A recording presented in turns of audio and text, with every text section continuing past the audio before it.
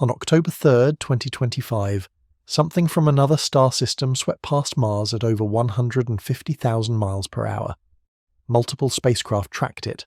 Scientific teams worldwide scrambled their instruments, and what they captured has astronomers openly debating whether everything we thought we knew about interstellar visitors might be fundamentally wrong.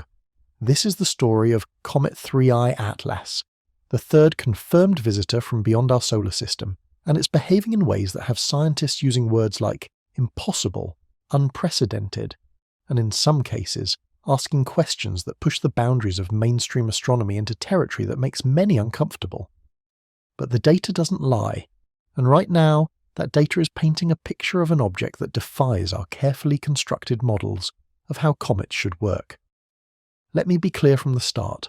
Everything I'm about to tell you is based on verified observations from NASA, the European Space Agency, the James Webb Space Telescope, the Hubble Space Telescope, and dozens of ground-based observatories around the world. This isn't speculation. These are measurements, spectroscopic analyses, and trajectory calculations that have been peer-reviewed and published in scientific journals. The mystery isn't about the data itself, it's about what that data means. The Asteroid Terrestrial Impact Last Alert System sits high in the Chilean Andes, one of 5 robotic telescopes in a network designed to spot potentially hazardous asteroids before they get too close to Earth. Night after night, these mechanical eyes scan the sky with tireless precision, capturing images that are compared frame by sophisticated algorithms looking for anything that moves.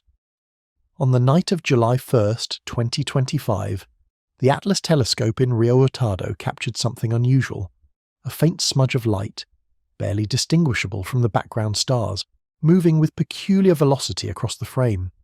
The automated detection system flagged it immediately.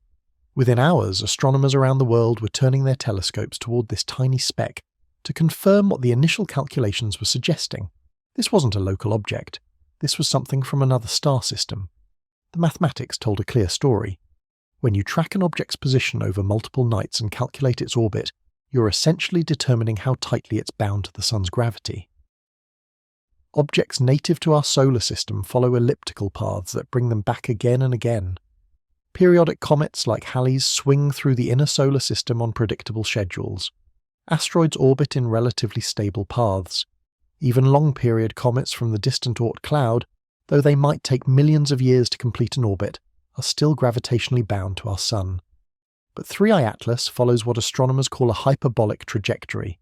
Picture a comet approaching the Sun not along a closed ellipse, but along an open curve that bends around our star and continues outward forever.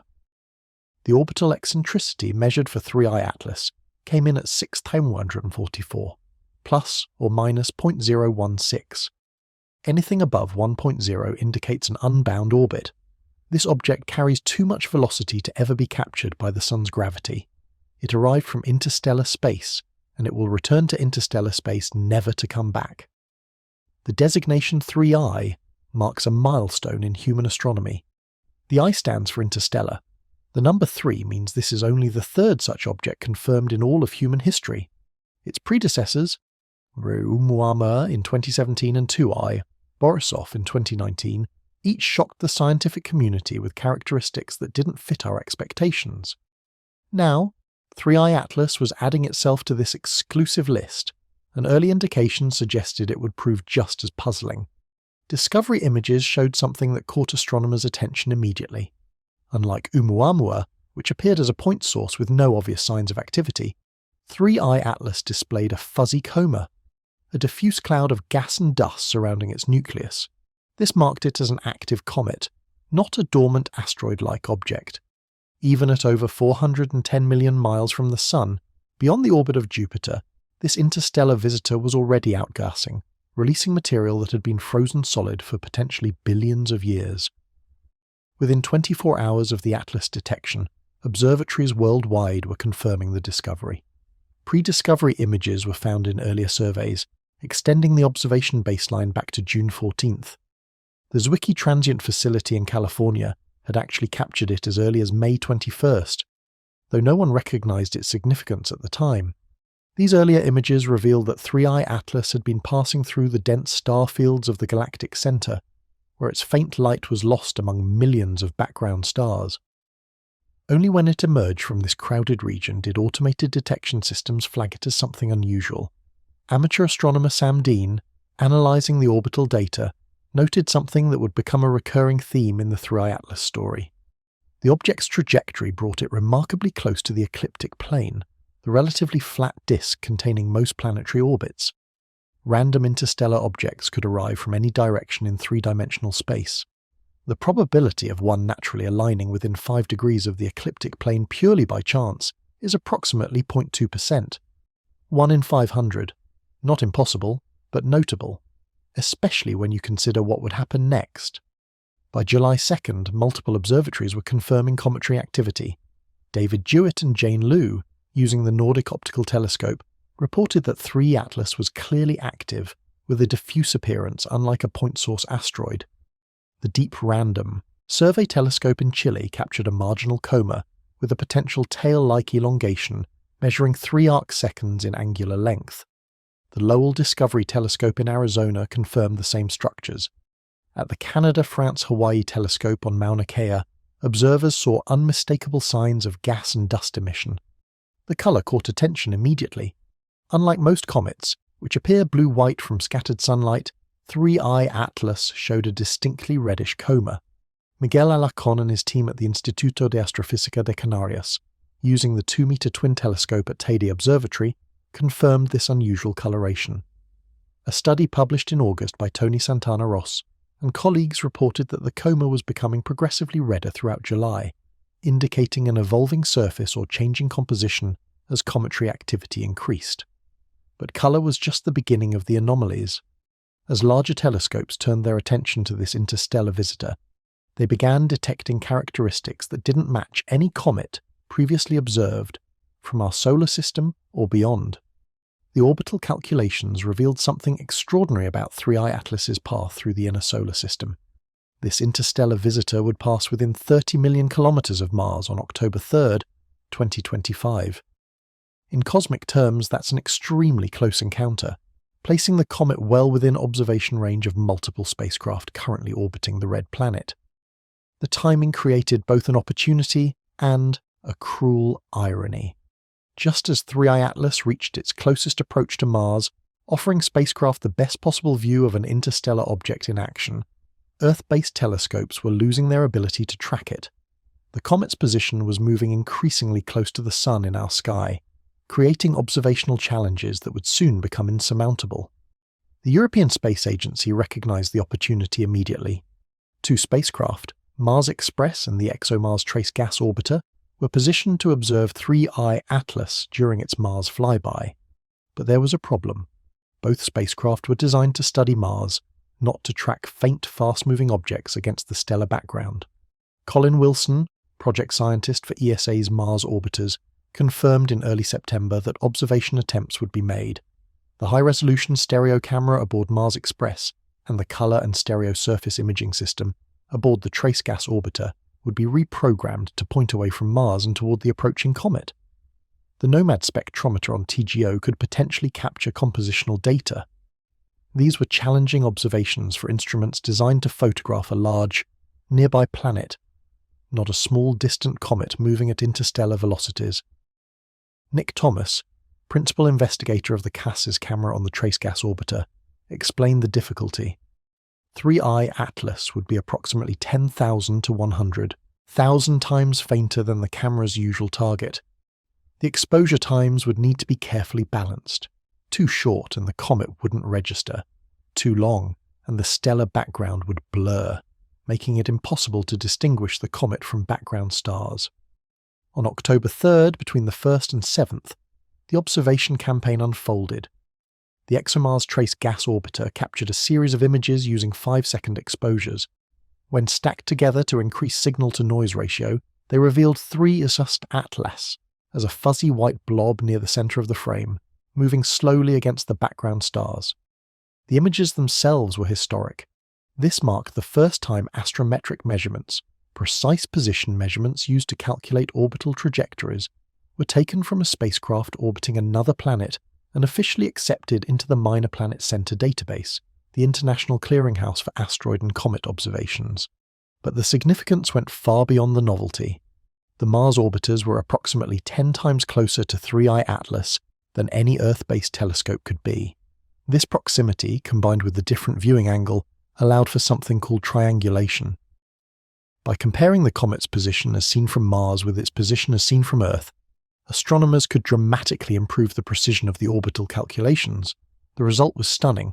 ESA's Planetary Defense Team, working with the Near-Earth Object Coordination Center, improved the predicted location of 3i Atlas by a factor of 10. What had been a relatively fuzzy uncertainty in the comet's position became a precise track through space. The improvement wasn't modest. It was a leap forward in accuracy that reduced the uncertainty of the object's location to levels typically achievable only through radar tracking, which wasn't possible for an object this distant. Mars Express, ESA's long-running orbiter that has circled the red planet since 2003, also attempted observations using shorter half-second exposures. Scientists haven't yet resolved 3i Atlas clearly in the Mars Express imagery, likely because the shorter exposure time wasn't sufficient to capture enough photons from the faint comet. But the attempt itself demonstrated the flexibility of these planetary missions to respond to unexpected opportunities. NASA's Mars Reconnaissance Orbiter, with its high-rise camera capable of resolving details smaller than 1 meter across on the Martian surface, was also positioned to potentially observe the interstellar visitor.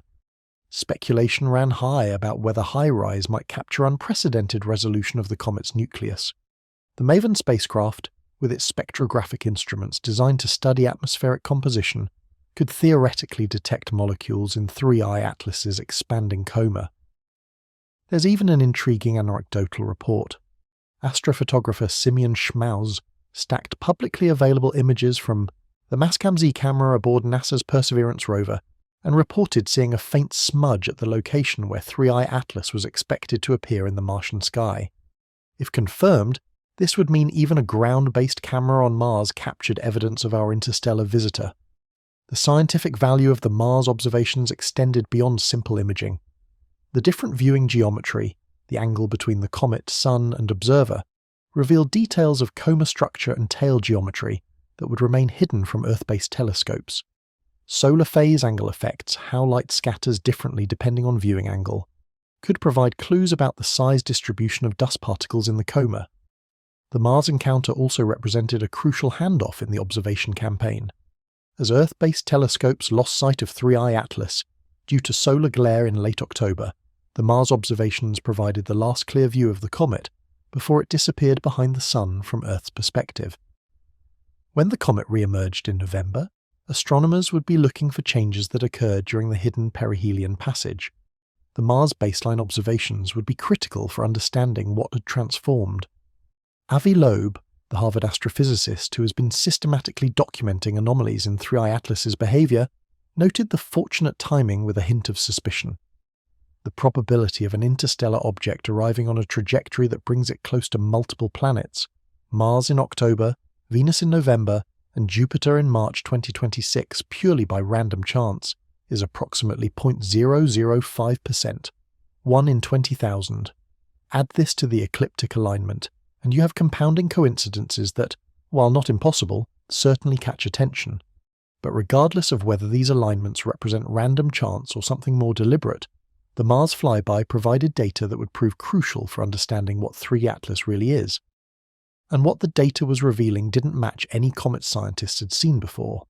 When the James Webb Space Telescope turned its infrared eyes toward 3i Atlas on August 6, 2025, astronomers expected to see a typical comet coma, the fuzzy atmosphere of gas and dust that surrounds active comets as they approach the Sun. What they actually saw rewrote our understanding of what's possible in interstellar chemistry. The spectrum was dominated by carbon dioxide, not just moderately rich in CO2, but overwhelmingly saturated with it. The coma's carbon dioxide to water ratio measured approximately 8:1. For every molecule of water vapor detected, there were 8 molecules of carbon dioxide. Let me put that in perspective. In solar system comets, water is typically the dominant volatile. Most comets show water to carbon dioxide ratios of 5:1 or higher, meaning water vastly outnumbers CO2. Some comets show roughly equal amounts, but an 8-to-1 ratio in favour of carbon dioxide. That's among the highest ever observed in any comet period. The measurement stood 6.1 standard deviations above the trend line for long-period and Jupiter family comets as a function of heliocentric distance. In statistical terms, 6 standard deviations is the realm where you start questioning whether you're seeing natural variation or something fundamentally different. For context, the discovery of the Higgs boson, one of the most important findings in particle physics, was announced at 5 standard deviations. 6 sigma means this carbon dioxide dominance is not a subtle difference. It's a screaming anomaly. Martin Cordner, an astronomer at NASA's Goddard Space Flight Center and the Catholic University of America, led the JWST observation team. The spectral images, spanning wavelengths from 0.6 to 5.3 micrometers, revealed not just carbon dioxide but also water vapor, carbon monoxide, carbonyl sulfide, water ice and dust. But the CO2 dominated everything else, with enhanced outgassing particularly visible in the sunward direction. NASA's SPHEREX space observatory, designed to survey the entire sky in 102 different infrared wavelengths, made complementary observations between August 7th and 15th. SPHEREX detected an extended carbon dioxide coma, spanning at least 348,000 kilometers in radius. That's roughly half the diameter of the Sun. This gaseous atmosphere, visible only in near-infrared light, created a bubble around the comet nucleus that dwarfed anything typically seen in cometary observations. The implications hit like a bombshell. Where could such a comet form? In protoplanetary disks, the swirling clouds of gas and dust around young stars where planets eventually form, temperature decreases with distance from the star. Different compounds freeze out at different distances, creating what astronomers call snowlines or ice lines. The water snowline in our solar system sits at roughly 2.5 to 3 astronomical units from the Sun in the asteroid belt region. Inside this line, temperatures are too high for water ice to remain stable. Outside it, water condenses into solid ice. Carbon dioxide has a lower sublimation temperature than water. The CO2 snowline sits farther out than the water snowline. A comet forming in the region where carbon dioxide dominates over water would need to originate from the cold outer reaches of its parent star's protoplanetary disk. But here's where it gets interesting. If 3I Atlas formed beyond the carbon dioxide snowline of its parent star, that star must have had different characteristics than our Sun. A cooler star would push the CO2 snowline closer in. A star with unusual chemical composition, perhaps enriched in carbon relative to oxygen, could favour carbon dioxide formation over water ice regardless of temperature. Alternatively, and this is where things get genuinely strange, the carbon dioxide dominance might not reflect formation conditions at all. It might reflect what happened to 3I Atlas during its journey through interstellar space. Cosmic rays, high-energy particles streaming through the galaxy, can fundamentally alter the chemistry of ices exposed to them over millions of years. A study examining 3I Atlas's composition suggested that galactic cosmic ray processing could explain the unusual carbon dioxide to water ratio. If the comet's surface was exposed to intense radiation during an extended interstellar transit, potentially lasting billions of years, the radiation could break down complex molecules and create new compounds that wouldn't exist under normal solar system conditions. The age estimates for 3I Atlas are staggering. If the comet originated from the Milky Way's thick disk, a region containing older stars, it could be 7 to 11 billion years old. That's significantly older than our entire solar system, which formed roughly 4.6 billion years ago. Imagine an object condensing from the debris cloud around a star when the universe was less than half its current age, then wandering through the galaxy for billions of years before randomly encountering our solar system. The carbon monoxide measurements added another layer of mystery. While the carbon dioxide to water ratio was extreme, the carbon monoxide to water ratio measured at approximately 1.4 to 1, much closer to values seen in some solar system comets. This differential behaviour, where carbon dioxide and carbon monoxide don't track together as you might expect, suggests complex chemistry or unusual storage mechanisms within the nucleus. The Very Large Telescope in Chile detected something even more peculiar. Spectroscopic observations on August 21st revealed cyanide gas emission, not entirely unusual for comets, but also atomic nickel vapour. Nickel sublimating directly from a comet nucleus is relatively rare. When it does appear, it's typically accompanied by iron in similar concentrations, but 3 Atlas showed unusually high nickel with less iron than expected. The VLT team proposed an explanation involving nickel tetracarbonyl, a highly volatile molecule where nickel atoms bond to 4 carbon monoxide molecules. This compound breaks apart easily when exposed to ultraviolet light, releasing nickel and carbon monoxide. If 3S Atlas contains dust grains made from nickel tetracarbonyl, it could explain both the high nickel abundance and the unexpected activity levels at distances where most comets remain relatively dormant. NASA's Sphere-X observations added yet another puzzle. While detecting abundant carbon dioxide gas and water ice in the nucleus, the observatory found essentially no water vapor in the coma. The lack of a bright water gas coma struck observers as genuinely puzzling. At 3.32 astronomical units from the Sun when JWST observed, it and closer during Sphere-X observations 3I Atlas should have been warm enough for water ice to begin sublimating at moderate rates. Yet the water to carbon dioxide ratio remained stubbornly skewed. Several hypotheses attempt to explain this disparity. One involves what's called evaporative cooling. When carbon dioxide sublimes, it absorbs heat from surrounding material, lowering the local temperature. If CO2 sublimates rapidly from 3I Atlas's surface, it could create a cooling effect that keeps water ice below its sublimation temperature, even at distances where solar heating should activate water outgassing. Essentially, the rapidly evaporating carbon dioxide acts like a refrigerant, keeping the water frozen. Another possibility involves the internal structure of the nucleus. If heat from sunlight penetrates only the outermost layers, and if those layers are predominantly carbon dioxide ice, then water ice locked deeper in the interior would remain inaccessible. The CO2 would sublime first, creating the observed coma, while water ice stayed safely buried beyond the reach of solar heating. The Sphere-X data included another bombshell that sent ripples through the scientific community. Analysis of reflected sunlight at 1 micrometer wavelength suggested a nucleus diameter of approximately 46 kilometers. If accurate, this would make 3I Atlas roughly 1 million times more massive than Borisov, the previous interstellar comet. However, this size estimate quickly came under scrutiny. A 46-kilometer interstellar object should be extraordinarily rare. We should have detected approximately 1 million objects the size of Borisov before discovering something this large. The amount of rocky material per unit volume in interstellar space appears insufficient by a factor of 10,000 to deliver even one giant object of this size into the inner solar system during the decade-long Atlas survey timeframe. The Hubble Space Telescope observations from August 20th provided a much more conservative size estimate. Hubble's high-resolution imaging suggested the nucleus diameter falls somewhere between 440 meters and 5.6 kilometers. Most likely the nucleus is smaller than 1 kilometer across. This range, while uncertain, fits better with statistical expectations for interstellar object populations. The discrepancy between Sphere-X's implied 46-kilometer size and Hubble's sub-5 kilometer estimate highlights the fundamental challenge in studying 3I Atlas. The nucleus itself is so small and so deeply embedded in its coma that separating the solid core from the surrounding gas and dust remains extremely difficult. What instruments detect is the combined light from the nucleus plus coma, and teasing apart their individual contributions requires careful modelling that depends on assumptions about composition, reflectivity, and dust properties.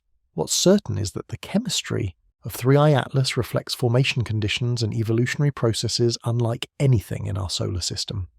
Whether that difference stems from an exotic birthplace around a star very different from our Sun, or from billions of years of cosmic ray processing during interstellar transit, or from some combination of both, remains an open question.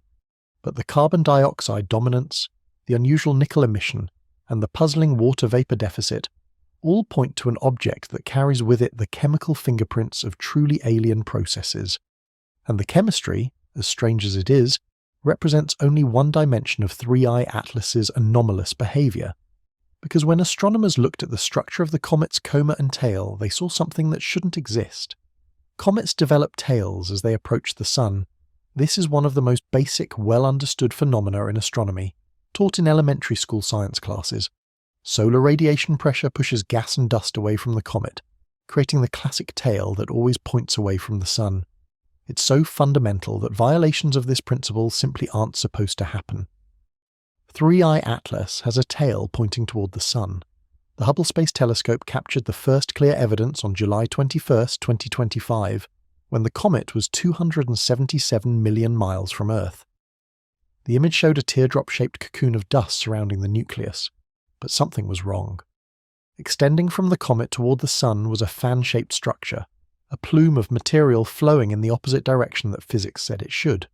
Hubble scientists described it carefully as a forward glow. The Gemini South Telescope in Chile captured follow-up imaging on August 27th that confirmed the structure persisted and was evolving. This wasn't a brief transient phenomenon or an optical illusion. It was a stable feature of the comet's appearance that would continue to puzzle observers through October and beyond. In cometary physics, structures that appear to point toward the sun are called anti-tails. They're not entirely unknown, but they're rare and usually explained by projection effects. When dust particles of various sizes are ejected from a comet, they spread out in a fan-like pattern. Smaller particles, easily pushed by radiation pressure, stream away from the sun quickly. Larger particles, less affected by radiation pressure, follow trajectories that curve more gradually. From certain viewing angles, this geometry can create the illusion that some material points sunward, even though all of it is actually moving away from the sun, just at different rates and along different paths. But 3i Atlas's anti-tail doesn't fit this standard explanation. The structure is too well defined, too persistent, too prominent to be a simple projection effect. Multiple viewing angles, captured by different telescopes at different times, show the sunward pointing jets remaining, visible as the comet's geometry relative to Earth changes. Several hypotheses attempt to explain what's happening. One involves the size distribution of dust particles. If 3i Atlas ejects unusually large dust grains, too massive to be easily pushed by solar radiation pressure, these particles could maintain sunward trajectories if they're ejected from the nucleus with sufficient initial velocity. Essentially, if the comet physically throws material toward the sun with enough force, that material might continue sunward for some distance before radiation pressure finally slows it and pushes it away. But this hypothesis requires specific conditions. The dust grains would need to be ejected at velocities exceeding the typical speed seen in cometary outgassing, which generally range from a few hundred meters per second up to about 1 kilometer per second. The particle sizes would need to fall within a narrow range, large enough to resist radiation pressure but small enough to be lifted from the surface by gas pressure, and the ejection would need to be concentrated in specific directions rather than uniformly distributed, which implies active jets or vents on specific regions of the nuclear surface. Another possibility involves plasma physics and electromagnetic effects. When ultraviolet light from the sun ionizes gases in the comet's coma, it creates charged particles that respond to both solar radiation pressure and to magnetic fields carried in the solar wind. Under specific conditions, these electromagnetic interactions can create complex flow patterns that don't follow the simple away from the sun rule governing neutral dust particles. Charged dust grains, particles coated with ions, can form streams and filaments when influenced by magnetic fields. They can self-organize into structures that spiral or even flow against the prevailing solar wind under certain conditions. The anti-tail of 3i Atlas might represent one of these complex plasma phenomena, where electromagnetic forces dominate over radiation pressure in shaping the flow of material. The enhanced carbon dioxide outgassing might play a role here. Higher gas densities create more opportunities for ionization and charge exchange processes. The unusual chemical composition, with its high concentrations of carbon-bearing molecules, might produce plasma with properties different from those typical of water-dominated comets. If 3i Atlas's plasma behaves unusually, it could generate structures that defy our conventional models. Rotation state offers yet another angle. A slowly spinning nucleus would develop significant temperature differences between its day side and night side. If 3i Atlas rotates slowly enough, thermal expansion and gas pressure could concentrate outgassing from hotspots on the sunward-facing hemisphere. Material ejected directly sunward from these active regions might create jets that persist long enough to form visible structures. Interestingly, astronomers have struggled to determine 3i Atlas's rotation period. Light curve analysis, which measures brightness variations caused by an irregularly shaped nucleus rotating in sunlight, has failed to reveal clear periodic signals. The lack of a detectable rotation signature could indicate several things: very slow rotation, a nearly spherical shape that doesn't create brightness variations, or rotational complexity involving wobbles or tumbling that obscures simple periodic patterns. A paper currently undergoing peer review by researchers Keto and Lowe proposes a model where the anti-tail results from unusual dust grain size distributions combined with specific ejection geometries. Their analysis suggests that the combination of large particles and preferential ejection angles could create the observed forward-pointing structures without invoking exotic physics. But competing models point to factors that paper doesn't fully address: the persistence of the anti-tail through changing viewing geometries, its prominence relative to the conventional anti-solar tail, the specific wavelengths of light where it appears brightest. All these details matter when testing theoretical explanations, and not all models account for all observations. What makes the anti-tail particularly significant is that it appeared early and persisted late. Images from July showed the sunward plume. It was still visible in August. And here's where things get genuinely strange. Post-perihelion observations in November revealed that the anti-tail had not disappeared. If anything, it had intensified. Images captured by Michael Yeager, Gerald Riemann, and Enrico Prosperi on November 8th showed 3i Atlas with a complex tail structure featuring multiple jets fanning out in different directions, including prominent features extending toward the Sun. The jets reached distances of approximately 1 million kilometers sunward and 3 million kilometers in the anti-solar direction. For natural comet outgassing, typical gas velocities are about 400 meters per second, roughly the speed of sound in the gas at 3e Atlas's distance from the Sun. At that velocity, material would need approximately 1 to 3 months to travel the distances observed in the November images. This implies the jets persisted throughout the perihelion passage and into the post-perihelion period, continuously fed by ongoing outgassing. Avi Loeb calculated the mass density required to stop these sunward jets at 1 million kilometers. The solar wind pressure at that distance would halt forward-moving material when the mass density reaches approximately a few million proton masses per cubic centimeter. Multiplying this density by the outflow speed implies a mass flux of approximately 5 billion tons per month per square million kilometers of jet cross-section. To sublimate 5 billion tons of carbon dioxide over the perihelion passage month requires approximately 3 times 10 to the 18th joules of energy. At perihelion distance, the Sun provides 700 joules per square meter per second.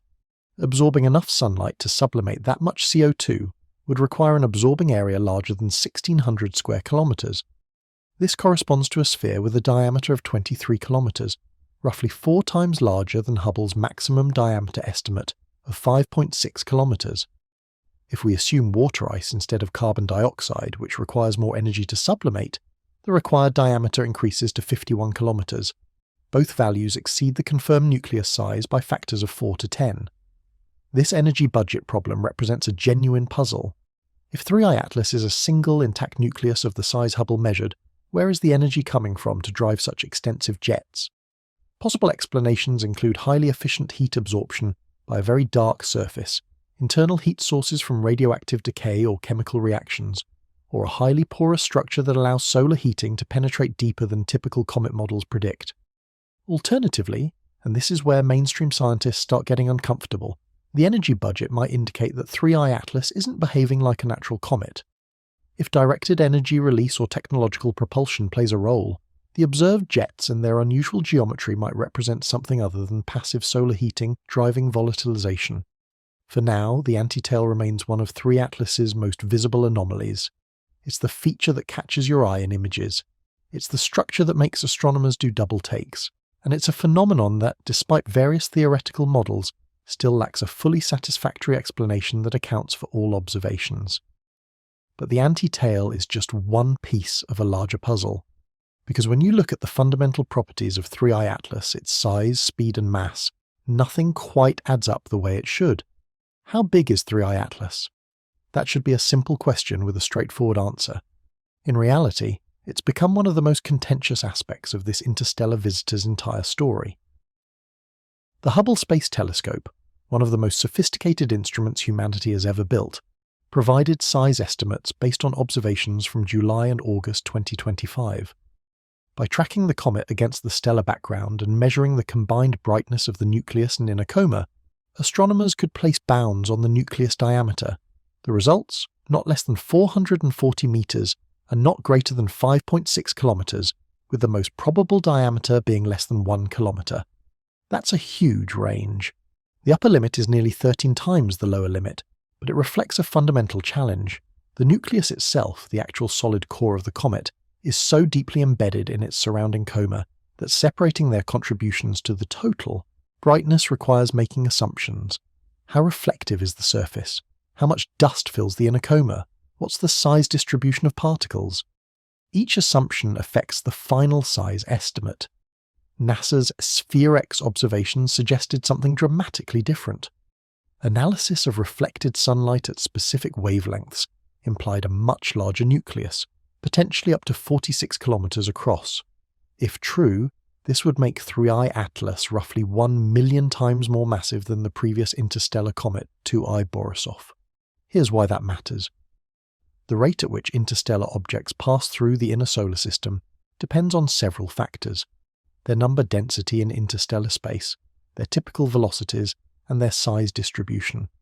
Smaller objects are much more common than larger ones.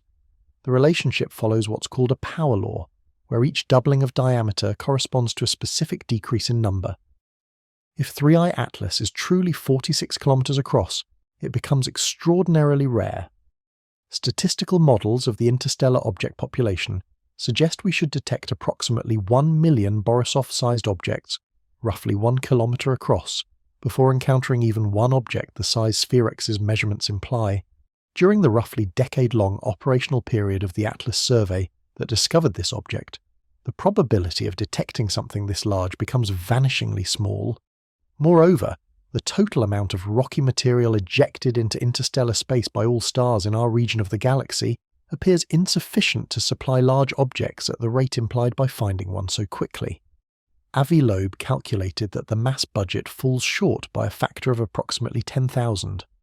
Either our models of how much material gets ejected from planetary systems are wrong by several orders of magnitude, or 3I Atlas isn't as large as the SphereX data suggested. Most astronomers lean toward measurement uncertainty and modeling assumptions as the explanation for the size discrepancy. The 46-kilometer estimate likely reflects the combined signature of nucleus plus an extensive dust coma, rather than the nucleus alone. The Hubble measurements, based on different observational techniques and wavelengths, provide what's probably a more realistic size range for the actual solid core. But uncertainty about size creates cascading uncertainties about other properties. Mass depends on size cubed. If you're uncertain about diameter by a factor of 10, you're uncertain about mass by a factor of 1,000. And mass matters enormously for understanding the comet's behavior, its thermal evolution, its structural stability, and its ability to resist tidal forces and outgassing stresses. Speed, at least, we know with much greater precision. When 3I Atlas was discovered in early July, it was travelling at approximately 137,000 miles per hour, or 61 kilometers per second. As it fell toward the Sun, solar gravity accelerated it to approximately 153,000 miles per hour, 68 kilometers per second, at perihelion on October 29th. For context, Earth orbits the Sun at roughly 18.5 miles per second, or 30 kilometers per second. 3I Atlas at perihelion was moving more than twice as fast as our entire planet. This extraordinary velocity is a direct consequence of its interstellar origin. The comet carries what's called hyperbolic excess velocity, the speed it would retain after escaping the Sun's gravitational influence entirely. For 3I Atlas, that value measures approximately 39 kilometers per second. This makes it the fastest interstellar visitor yet confirmed. Oumuamua had a hyperbolic excess velocity of about 26 kilometers per second. Borisov came in at roughly 32 kilometers per second. 3I Atlas's higher speed suggests either ejection from a more massive star system or acceleration through multiple gravitational interactions during its journey through the galaxy, or both. The velocity affects everything about how 3I Atlas interacts with the solar system. Higher speeds mean shorter interaction times. the comet spends less time near the Sun, experiencing peak heating for a briefer period than slower-moving objects would. This rapid transit might explain some of its unusual characteristics. Thermal models predict how heat penetrates into a comet nucleus based on assumptions about exposure time. If 3Psi Atlas zips through perihelion faster than models anticipate, heat might not penetrate as deeply, potentially explaining the puzzling water to carbon dioxide ratio if water ice remains locked in the interior. The speed also affects observational campaigns.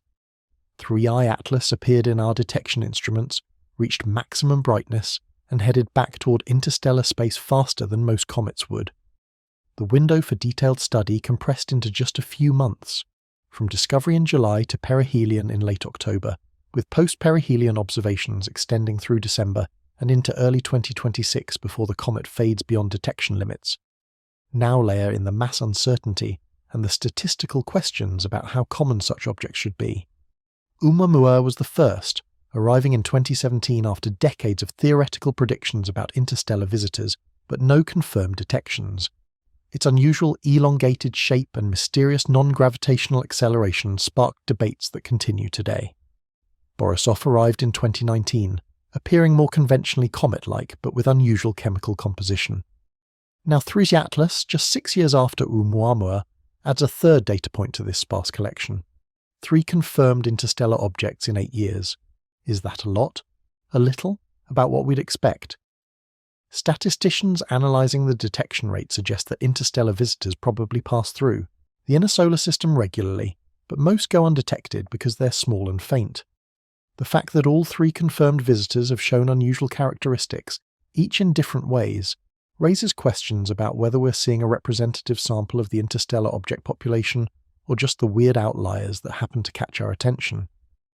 Loeb has pointed out what he calls compounding statistical improbabilities, the ecliptic alignment with its 0.2% random probability, the timing that brings 3I Atlas close to Mars, Venus and Jupiter with a 0.005% random probability, the extreme velocity, mass and brightness compared to the previous 2 interstellar visitors. Taken individually, each oddity might be dismissible as natural variation. Taken together, they create a pattern that at least merits asking whether purely natural explanations account for everything we observe. The mainstream scientific consensus remains firm. 3I Atlas is a comet, albeit an unusual one from an unknown star system with potentially exotic formation conditions. The apparent anomalies reflect our limited experience with interstellar objects and the inherent diversity of comet properties across the galaxy. As we detect more such visitors, we'll likely find that the range of normal encompasses phenomena we currently consider strange. But that consensus relies on assumptions about what came next. Because 3I Atlas was about to do something that comets aren't supposed to do, it was about to pass through perihelion, subjected to the most intense solar heating of its multi-billion-year existence, and when it emerged, it would confound expectations in ways that would split the scientific community. On October 21st, 2025, 3I Atlas moved into solar conjunction. From Earth's perspective, the comet appeared to pass behind the Sun, moving to within approximately 10 degrees of our star's position in the sky. This geometry creates an observational blackout. Even the most powerful telescopes cannot separate a faint comet's light from the overwhelming glare of the Sun when the angular separation drops this low. The timing couldn't have been worse for astronomers, or more perfect for anyone hoping to perform maneuvers unseen. Perihelion, the point of closest approach to the Sun, occurred on October 29th at a distance of approximately 1.36 astronomical units, or 203 million kilometers. This placed 3I Atlas just inside Mars's average orbital radius, subjecting the comet to solar radiation intensities unlike anything it experienced during its journey across the galaxy. At this distance, the Sun delivers roughly 700 watts per square meter. For comparison, Earth at 1 astronomical unit receives about 1,361 watts per square meter. The difference sounds modest, but for an icy body that spent billions of years at temperatures barely above absolute zero, this represents an unprecedented thermal assault. Theoretical models predicted maximum activity. Peak outgassing should occur near perihelion, when solar heating reaches its maximum intensity. If 3I Atlas were to fragment, Unable to withstand the combination of thermal stress and tidal forces, perihelion would be the most likely moment. Dramatic brightness changes, explosive dust releases, the development of spectacular tail structures, all these phenomena typically cluster around perihelion passage. But Earth-based telescopes couldn't watch any of it happen. The conjunction period extended from late October through early November, creating a 4 to 5 week gap in continuous monitoring. Whatever 3i Atlas did during its most active phase would remain largely hidden from direct observation. Space-based assets offered limited alternatives. The Solar and Heliospheric Observatory, SOHO, continuously monitors the Sun's corona and can sometimes detect very bright comets that pass extremely close to our star. SOHO operates coronagraphs that block the Sun's direct light, revealing faint structures in the surrounding corona. During the critical perihelion period, SOHO did capture 3i Atlas, providing brief glimpses of a brightening object moving through the field of view. The GOES 19 weather satellite, despite being designed primarily for meteorological observations, also captured images of the comet between October 18th and 24th, when 3i Atlas was at magnitude 12, approximately 120 times fainter than Comet Lemon and 190 times fainter than Comet Swan, both visible in the same time frame. These observations confirmed the comet's trajectory and approximate brightness, but couldn't provide the detailed spectroscopic data needed to understand compositional changes. The polarimeter to unify the corona and heliosphere mission, PUNCH, a NASA spacecraft designed to study the solar wind, also observed 3i Atlas during the conjunction period. These observations focused on how the comet's charged ion tail interacted with the solar wind, potentially detecting characteristic disturbances that could reveal information about the comet's mass loss rate and composition. ESA's Solar Orbiter and NASA's Parker Solar Probe, both designed to study the Sun from close range, theoretically could have observed 3i Atlas if reprogrammed. Solar Orbiter operates between 0.3 and 0.9 astronomical units from the Sun, providing a different vantage point from Earth. Parker Solar Probe, during its close perihelion passages at 0.046 astronomical units, could theoretically view objects at angles impossible from Earth. However, neither mission publicly announced observations of 3i Atlas, likely because reprogramming their instruments would risk the primary solar science objectives. The thermal environment at perihelion deserves closer examination. At one point, 36 astronomical units, solar irradiance of 700 watts per square meter, might not sound extreme, but consider the cumulative effect. If 3 Atlas has a nucleus 5 kilometers in diameter, the sunward-facing hemisphere has an area of approximately 20 square kilometers, or 20 million square meters. Multiply by 700 watts per square meter, and the comet's surface absorbs roughly 14 billion watts, 14 gigawatts, of solar energy. That's approximately 1/3 of the United States' total nuclear power generation, focused on an object the size of a small mountain. Not all this energy heats the surface uniformly. The subsolar point, the spot where the Sun appears directly overhead, receives maximum intensity. Temperatures there could reach several hundred degrees Celsius, far above the sublimation temperatures of water ice, carbon dioxide ice, and most volatile compounds. Moving away from the subsolar point, temperatures drop rapidly. Near the day-night boundary, they might hover near the sublimation temperature of water ice, around 273 Kelvin or 0 degrees Celsius. The night side remains frigid, possibly never warming above the roughly 40 Kelvin experienced during interstellar transit. These temperature gradients create mechanical stresses. Materials expand when heated and contract when cooled. On a comet nucleus with such extreme temperature variations across its surface, thermal expansion and contraction could create cracks, trigger landslides of loose material, or even fracture the nucleus if structural weaknesses exist. The rapid sublimation of ices adds another layer of stress. As frozen volatiles transition directly from solid to gas, they expand in volume by factors of several hundred. This expansion generates pressure beneath the surface. If gas can escape easily through porous material, the pressure vents harmlessly. But if passages are blocked, or if gas production exceeds the escape rate, pressure can build until something gives way, resulting in explosive outbursts that scatter debris across large regions of the surface. Comets are known to fragment under such conditions. Comet Shoemaker-Levy 9 famously broke apart under Jupiter's tidal forces before impacting the planet in 1994. Comet Ison disintegrated during its extremely close perihelion passage in 2013, coming within 1.8 million kilometers of the Sun's surface. More recently, numerous sun-grazing comets detected by SOHO have been observed to fragment or completely vaporize during their closest approaches. Would 3I Atlas survive perihelion intact? Or would it shatter into multiple fragments, dispersing debris that would gradually separate along distinct trajectories? The structural integrity depends on factors we couldn't directly measure. How porous is the nucleus? How strong are the icy bonds holding material together? Do large cracks or voids penetrate deep into the interior? All these characteristics affect whether the nucleus can withstand the combination of thermal stress, outgassing pressure, and solar tidal forces. The non-gravitational acceleration detected in 3 Atlas's trajectory added another variable to perihelion predictions. When comets release gas, that outgassing acts like tiny rocket engines, creating forces that subtly alter the object's trajectory beyond what gravity alone would predict. The magnitude and direction of this non-gravitational acceleration depend on which regions of the surface are actively outgassing and how that activity changes over time. For 3I Atlas, the measured non-gravitational acceleration stood at 3.7 standard deviations of statistical significance as of early November, indicating a genuine effect rather than measurement noise. The acceleration appeared to push the comet slightly away from the Sun, consistent with the anti-tail observations showing significant sunward-directed mass loss that would create a net force in the opposite direction through conservation of momentum. If the anti-tail jets increased in intensity during perihelion, as would be expected from maximum solar heating, the non-gravitational acceleration should have intensified as well.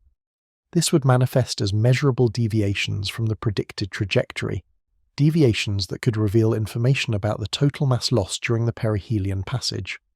Avi Loeb calculated that based on the observed non-gravitational acceleration, 3I Atlas lost more than 13% of its total mass during the perihelion passage. For a typical comet, losing 13% of your mass in one perihelion should produce a massive coma of gas and dust that gets swept into prominent tail structures by solar radiation pressure and the solar wind. The post-perihelion appearance should show dramatic tails streaming away from the Sun, the classic cometary morphology that everyone recognizes. But here's where the story takes yet another unexpected turn. When 3I Atlas emerged from solar conjunction in early November and became visible again from Earth, it didn't look like it had lost 13% of its mass. It didn't show the massive dust and gas tail that such substantial mass loss should create. The first post-perihelion image came from Chicheng-Jiang at Lowell Observatory, captured on October 31st, Halloween, using the Discovery telescope. The comet appeared as a compact source of light, a fuzzy blob without obvious tail structures. Images captured on November 5th by the Virtual Telescope project showed similar morphology, a rounded coma without clear directional features. For comparison, images of solar system comets like Lemon taken around the same time showed classic tail structures pointing away from the Sun. The difference was stark. Lemon looked like a comet. 3I Atlas looked like a slightly fuzzy star, a smudge of light that lacked the dramatic tail, development you'd expect from an object that just underwent significant mass loss during perihelion. Then came November 8th and 9th. Images captured by Michael Yeager, Gerald Riemann, and Enrico Prosperi showed that 3I Atlas had developed a complex multi-jet structure. 4 to 5 distinct jets or tails fanned out in multiple directions. Some pointed away from the Sun, as expected, but prominent features continued pointing toward the Sun, the anti-tail phenomenon persisting even after perihelion. Even more remarkably, observations by David Jewett and Jane Liu on November 11th confirmed that 3I Atlas remained a single intact body. The comet had not fragmented. The nucleus survived perihelion without breaking apart, despite the intense thermal stress and substantial mass loss indicated by the non-gravitational acceleration. This survival raises questions. Natural comets that lose 13% of their mass typically show fragmentation, or at least significant structural changes. The combination of outgassing stress, thermal cracking, and tidal forces from passing close to a massive object like the Sun often proves too much for the weak gravitational binding and tenuous icy matrix holding comet nuclei together. Yet 3I Atlas emerged intact, with continuing anti-tail jets that, if anything, had become more prominent. The November observations showed jets extending roughly 1 million kilometers toward the Sun and 3 million kilometers in the anti-solar direction. These structures required ongoing outgassing to persist, suggesting that whatever drove the unusual behavior before perihelion continued operating afterward. The energy budget problems identified earlier became even more acute. To maintain such extensive jets, post-perihelion requires continued sublimation of volatile ices at rates that should exceed what a 5.6 kilometer nucleus can sustain. Either the nucleus is larger than Hubble's measurements suggest, or it's made of materials that sublimate far more efficiently than standard comets, or it contains internal energy sources beyond passive solar heating, or the assumptions underlying the energy budget calculations are somehow wrong. We won't know the full picture until more data becomes available. NASA scheduled a major briefing for November 19, 2025, to share imagery and observations of 3 Atlas collected by multiple spacecraft and telescopes during the perihelion period. This upcoming revelation might answer key questions. Did Mars orbiters capture detailed images of the comet during its close approach? What did Hubble and Webb observe before and after conjunction? Did any spacecraft detect unexpected characteristics that challenged the natural comet hypothesis even further? Until then, we're left with observations that paint a picture of an interstellar visitor that survived conditions that should have destroyed it, that continues displaying anomalous behavior post-perihelion, and that may have done something during its hidden passage behind the Sun that we still don't fully understand. Because the perihelion timing created not just an observational blackout, but also what some have called an ideal window for maneuvers. If something wanted to change course or release secondary objects while hidden from Earth's view, perihelion behind the Sun would be the perfect moment to do it. When Qicheng Jiang pointed the Lowell Discovery Telescope toward the pre-dawn sky on October 31st, he wasn't certain what he'd find. Throug's I Atlas had been hidden behind the Sun for days. Theoretical models predicted it should re-emerge brightened, perhaps dramatically so from maximum solar heating, or it might have fragmented into multiple pieces, or if truly unlucky it might have broken apart completely, dispersing into a cloud of debris too faint and diffuse to detect. What appeared in Jiang's images was a single compact object. Fuzzy, yes. Slightly extended, certainly. But recognizably still 3I Atlas, intact and identifiable. The comet had survived. Jiang posted his findings to his cometary blog on November 2nd, noting that standard amateur telescopes should now start picking up the comet across much of the northern hemisphere. All you need is a clear sky and a very low eastern horizon, he explained. It won't look very impressive, it's just a smudge, but it will be an increasingly visible smudge over the next few days. The Lowell Discovery Telescope, with its large aperture and ability to point close to the horizon, provided one of the best viewing opportunities for the recently emerged comet. Most large telescopes can't track objects when they're so low in the sky, limited by building structures, atmospheric turbulence, and light pollution near the horizon. But Jiang had positioned the telescope optimally, capturing what were likely the first optical post-perihelion observations of this interstellar visitor. Over the following days, more observations accumulated.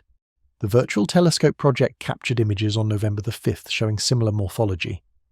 The comet remained compact, without obvious tail structures. For astronomers expecting dramatic post-perihelion evolution, this was surprising. The lack of prominent tails suggested either that mass loss had been more modest than calculated, or that the lost mass consisted of materials that didn't form highly visible dust tails. Then came November 8th and 9th, when everything changed. Multiple observers, including Michael Yeager, Gerald Riemann, and Enrico Prosperi, captured images showing that 3I Atlas had developed a complex multi-jet structure. The comet no longer appeared as a simple fuzzy blob. Instead, it displayed 4 to 5 distinct jets or tails streaming outward from the nucleus, fanning across hundreds of thousands of kilometers of space. Critically, these jets didn't all point away from the Sun. Some did, following the expected behavior for cometary tails pushed by solar radiation pressure. But prominent features continued pointing toward the Sun, the anti-tail phenomenon not only persisting after perihelion, but apparently intensifying. The images drew immediate comparisons to comet C2016 an unusual long-period comet that showed similarly complex tail structures. C2016 is extremely rich in carbon monoxide and nitrogen, but poor in dust, giving it an unusual appearance unlike typical comets. The similarities between 3I Atlas's post-perihelion jets and C2016 R2's tail structure suggested similar underlying chemistry, perhaps dominated by highly volatile gases rather than dusty emissions, but composition alone doesn't explain the sunward-directed jets. On November 9th, a team of astronomers from the British Astronomical Association captured even more detailed images showing what they described as a long smoking tail extending away from the sun, plus 2 distinct anti-tail jets pointing sunward. The multi-jet structure created a remarkable target, something that demanded follow-up observations from the most powerful telescopes available. David Jewett and Jane Liu, using the Nordic Optical Telescope, confirmed on November 11th that 3 Atlas remained a single intact body. This observation carried enormous significance. Comets that undergo fragmentation during perihelion typically show multiple distinct nuclei separated by measurable distances within days or weeks after breakup. The fact that 3I Atlas remained singular meant the nucleus had survived intact, despite the intense heating and apparent mass loss. Analysis of the November images revealed jets extending approximately 1 million kilometers toward the Sun, and roughly 3 million kilometers in the opposite direction. For perspective, 1 million kilometers is about 2.5 times the distance from Earth to the Moon. These are enormous structures, sustained by ongoing outgassing that continued well after perihelion. The persistence of such extensive jets raises fundamental questions about the energy source. Natural cometary outgassing is driven by solar heating that sublimes frozen volatiles. As a comet moves away from perihelion and solar intensity decreases, outgassing should decline. Tail structures should gradually fade and dissipate as the gas and dust spread through space. Yet 3I Atlas's jets remained prominent more than a week after perihelion, with no obvious signs of fading. This suggests either that the nucleus contains unusually large volatile reserves that continue supplying gas long after peak heating, or that something other than simple solar heating contributes to the sustained outgassing. Brightness measurements added another layer of complexity. Data from the Minor Planet Center and NASA's Jet Propulsion Laboratory, released in early November, showed that 3I Atlas had brightened by approximately a factor of 5 in the green band, centered at a wavelength of 0.464 micrometers, when comparing October 5th through 8th, observations with October 31st through November 4th observations. This brightening coincided with the post-perihelion evolution and the development of the complex jet structure. Green emission in comets typically comes from diatomic carbon, C2, molecules that fluoresce when excited by solar ultraviolet light. The increase in green brightness suggests enhanced production of carbon-bearing molecules, consistent with the carbon dioxide-dominated chemistry detected earlier, but indicating possible evolution in the specific molecules being released. The non-gravitational acceleration, the subtle deviation from a pure gravitational trajectory caused by outgassing, showed interesting changes. The value reported on October 29th stood at a certain level with specific uncertainties. Post-perihelion data from early November showed the non-gravitational acceleration had decreased by roughly 1/3. However, this change fell within the measurement uncertainties, meaning it might not represent a real physical change but rather improved measurement precision. What remained robust was the statistical significance of the non-gravitational acceleration itself, which stood at 3.7 standard deviations. This confirmed that real forces beyond gravity were acting on 3I Atlas, forces that arise from directional mass loss as gas jets preferentially in specific directions. A.V. Loeb pointed out an apparent contradiction in the observations.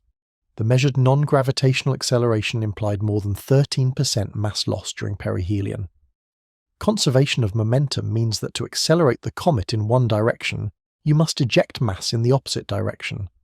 The magnitude of acceleration depends on how much mass you eject and how fast it's moving.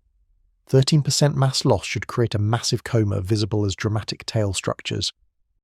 Yet the November 5th images from multiple observatories showed a compact object without obvious massive tails. Only later, on November 8th and 9th, did the complex jet structure become apparent. This time, lag suggests either delayed development of visible structures as material spread through space, or changes in viewing geometry that made pre-existing structures more visible from Earth's perspective, or evolution in the comet's activity level that ramped up several days after perihelion. The anti-tail jets, in particular, seem to have intensified. Measurements suggested the sunward-directed features extended farther and appeared brighter in November than in earlier observations from July and August. If these jets result from passive solar heating of specific active regions on the nucleus, their brightness should decrease as solar intensity drops post-perihelion. The fact that they appeared to strengthen suggests either that more surface area became active, possibly through exposure of fresh ices, or that something other than passive heating contributes to their formation. The energy requirements for maintaining such extensive jets continued troubling analysts. Loeb calculated that sublimating the approximately 5 billion tons of material implied by the 1 million kilometre sunward jet extent would require at least 3 times 10 to the 18th joules of energy.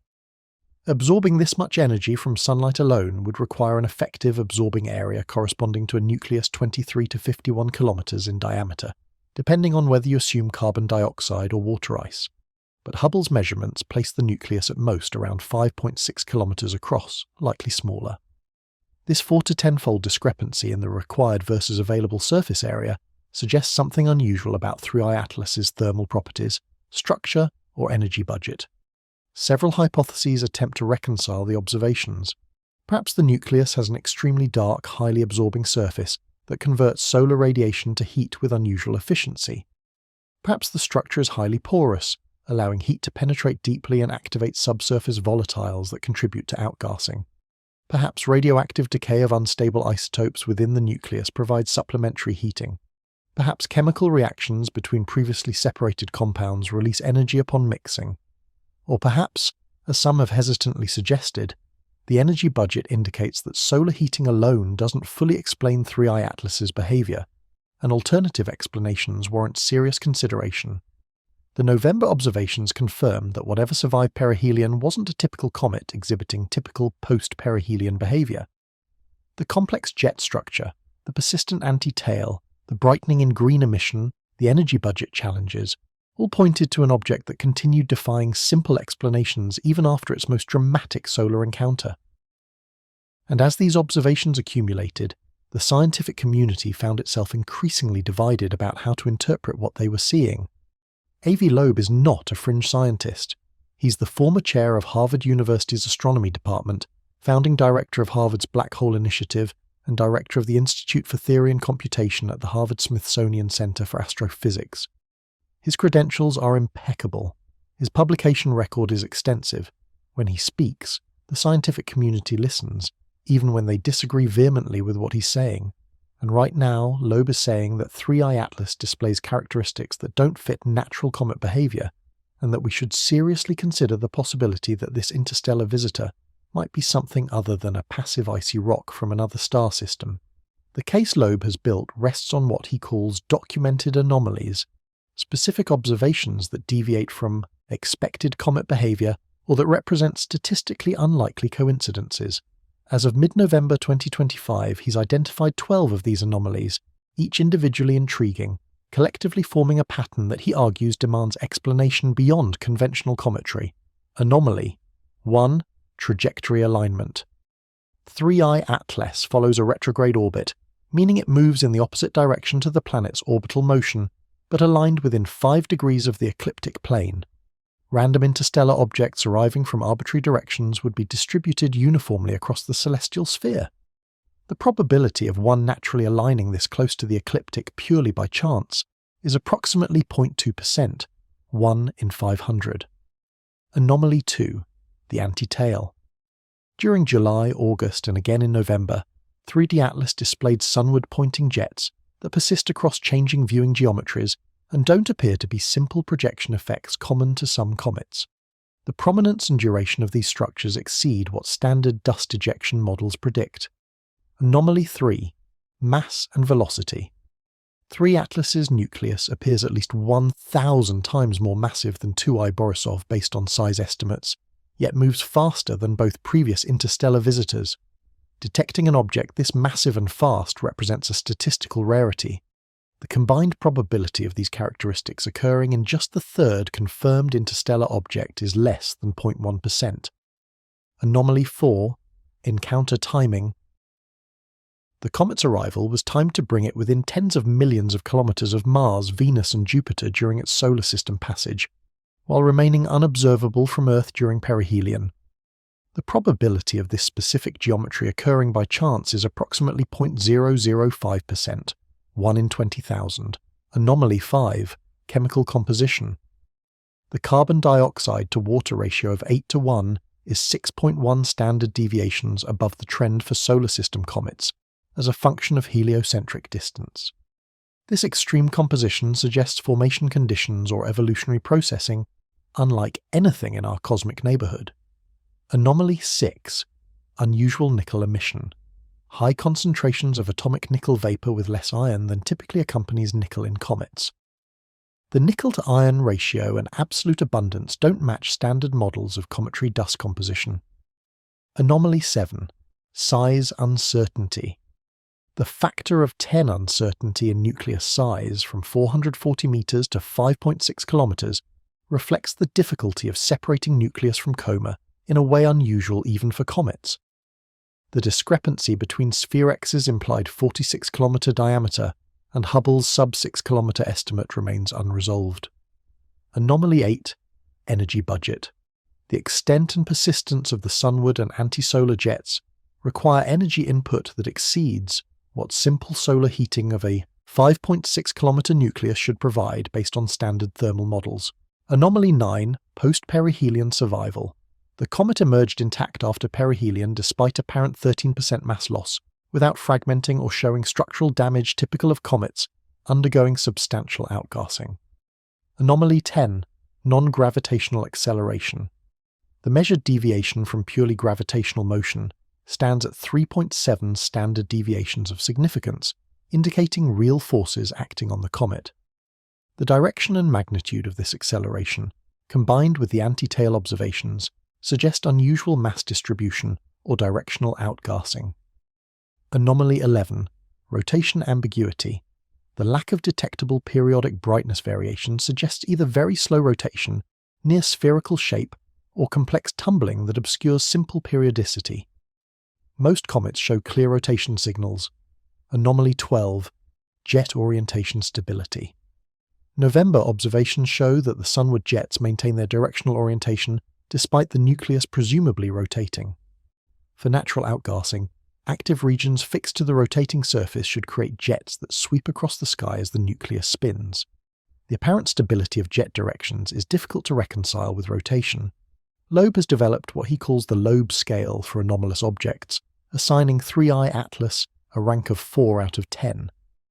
This indicates multiple significant anomalies that warrant serious scientific investigation and openness to non-conventional explanations, while acknowledging that definitive evidence for anything extraordinary remains absent. The reaction from the broader astronomical community ranges from cautious interest to outright dismissal. Chris Lintott, an astronomer at the University of Oxford and co-host of the BBC's Sky at Night programme, immediately criticised Loeb's speculation when a paper exploring the possibility of 3I Atlas being an extraterrestrial spacecraft appeared on the AICAS preprint server in July. Lintott called the speculation premature and distracting from the legitimate scientific study of this rare visitor. Live Science reported that the overwhelming consensus among astronomers is that 3I Atlas is a comet, albeit an unusual one from an unknown star system. Many researchers expressed disappointment with discussions of technological hypotheses, pointing out that nothing in the observations definitively rules out natural explanations. The counter-arguments emphasize that interstellar objects should be expected to show unusual characteristics, precisely because they form in environments different from our solar system. The carbon dioxide dominance might simply reflect formation beyond the CO2 ice line in a star system with different temperature profiles. The anti-tail could result from large dust grains ejected with high velocity, a rare but not impossible phenomenon. The nickel emission might indicate unusual dust, composition formed under exotic conditions. The trajectory alignment, while statistically unlikely, still falls within the range of random chance. Moreover, critics note, we have a sample size of exactly 3 confirmed interstellar visitors. Drawing conclusions about what's normal versus anomalous from 3 objects is inherently problematic. Each of the 3 has shown unique characteristics. Oumuamua's elongated shape and acceleration, Borisov's unusual chemical ratios, now 3I Atlas with its carbon dioxide dominance and anti-tail. Perhaps this diversity simply reflects the enormous variety of formation conditions and evolutionary histories possible across the galaxy. The technological hypothesis specifically draws sharp criticism. No spectroscopic signature of artificial materials has been detected. No radio emissions indicating communication or propulsion have been observed. No geometric features suggesting manufactured structures appear in the highest resolution images. The evidence for technological involvement amounts to statistical coincidences and behavior that, while unusual, doesn't definitively require non-natural explanations. Yet Loeb persists, and his arguments carry weight precisely because he's not claiming certainty. He's arguing for openness, for considering alternative hypotheses, for not prematurely closing off lines of inquiry simply because they sound like science fiction. He points to historical examples where mainstream consensus was wrong, where phenomena initially dismissed as impossible turned out to be real. The debate reflects deeper tensions within astronomy between conservative empiricism and radical openness. How much evidence is required before seriously entertaining extraordinary hypotheses? How do you balance the risk of chasing phantoms against the risk of missing genuine discoveries because they don't fit expected patterns? These questions don't have easy answers, but they're worth asking, because 3I Atlas isn't finished surprising us. More data is coming, data that might settle some questions while raising new ones. On November 19, 2025 at 3 p.m. Eastern Time, NASA hosted a live event at Goddard Space Flight Center in Greenbelt, Maryland, to share imagery and observations of interstellar comet 3I Atlas, collected by numerous spacecraft and telescopes during its passage through the inner solar system. The announcement promised comprehensive data from assets across NASA's fleet, including Hubble, Webb, the Mars orbiters, and potentially even glimpses from spacecraft like Europa Clipper that might have detected the comet's ion tail. This event represents the next major milestone in understanding 3I Atlas. The observations compiled during October and early November, particularly those from spacecraft that had unique viewing geometries during the perihelion period, could answer fundamental questions about the comet's nature. What did Mars reconnaissance, orbiter's high-rise camera capture during the October 3rd closest approach? If successful, these observations could provide the highest resolution images yet of an interstellar object's nucleus, potentially resolving surface features that remain invisible to Earth-based telescopes. Did the ExoMars Trace Gas Orbiter's NOMAD spectrometer detect compositional changes as the comet heated up? Spectroscopic observations from Mars's vantage point could reveal molecules that are difficult or impossible to detect from Earth due to atmospheric absorption. What did Hubble observe before and after the conjunction period? Ultraviolet spectroscopy performed by Hubble in November was designed to determine gas emission compositions and sulfur-to-oxygen ratios. These ratios provide clues about the original formation environment and subsequent processing during interstellar transit. Did Webb capture the promised December observations showing how the comet evolved post-perihelion? JWST's infrared sensitivity could detect subtle changes in the coma composition as different volatile species become active at varying distances from the Sun. Did any solar observatories capture unexpected behavior during the hidden perihelion passage? SOHO, Stereo A, GOES 19, and Punch all had viewing opportunities that Earth-based telescopes lacked. Their data might reveal transient brightening events, structural changes, or evidence of fragmentation that occurred while the comet was behind the Sun from Earth's perspective. The December 19th closest approach to Earth represents another crucial observation window. At 1.8 astronomical units, approximately 168 million miles, 3 Atlas will still be quite distant, but this represents the nearest it comes to our planet. Ground-based telescopes will have their best opportunity to capture detailed images and spectra of this interstellar visitor before it fades as it heads back toward interstellar space. ESA's Jupiter, Icy Moons Explorer, JUICE, attempted observations of 3I Atlas in November, using its visible light camera, infrared spectrometer and particle sensors. Due to challenging thermal conditions as JUICE travels through the inner solar system, the spacecraft uses its high-gain antenna as a heat shield, limiting data transmission. The observations from JUICE aren't expected to reach Earth until February 2026, but they could provide valuable post-perihelion data from yet another unique vantage point. The broader observational campaign demonstrates the remarkable capabilities of modern astronomy. Multiple spacecraft across the solar system, originally designed for entirely different missions, have been reprogrammed and coordinated to study this rare visitor. Ground-based observatories from Chile to Hawaii to the Canary Islands have contributed data. Amateur astronomers worldwide have tracked the comet with their own equipment, providing continuous monitoring that professional observatories, with their limited telescope time, cannot always maintain. This coordinated effort reflects the recognition that 3i Atlas represents a unique opportunity. Interstellar visitors are rare. We've confirmed only 3 in human history. Each one carries information about conditions in other star systems, preserved across potentially billions of years of travel through the galaxy. Every spectrum, every image, every measurement adds to our understanding of how planets form throughout the cosmos, what materials exist beyond our solar neighborhood, and how diverse the population of small bodies really is. The upcoming NASA briefing will likely provide answers to some questions while raising new ones.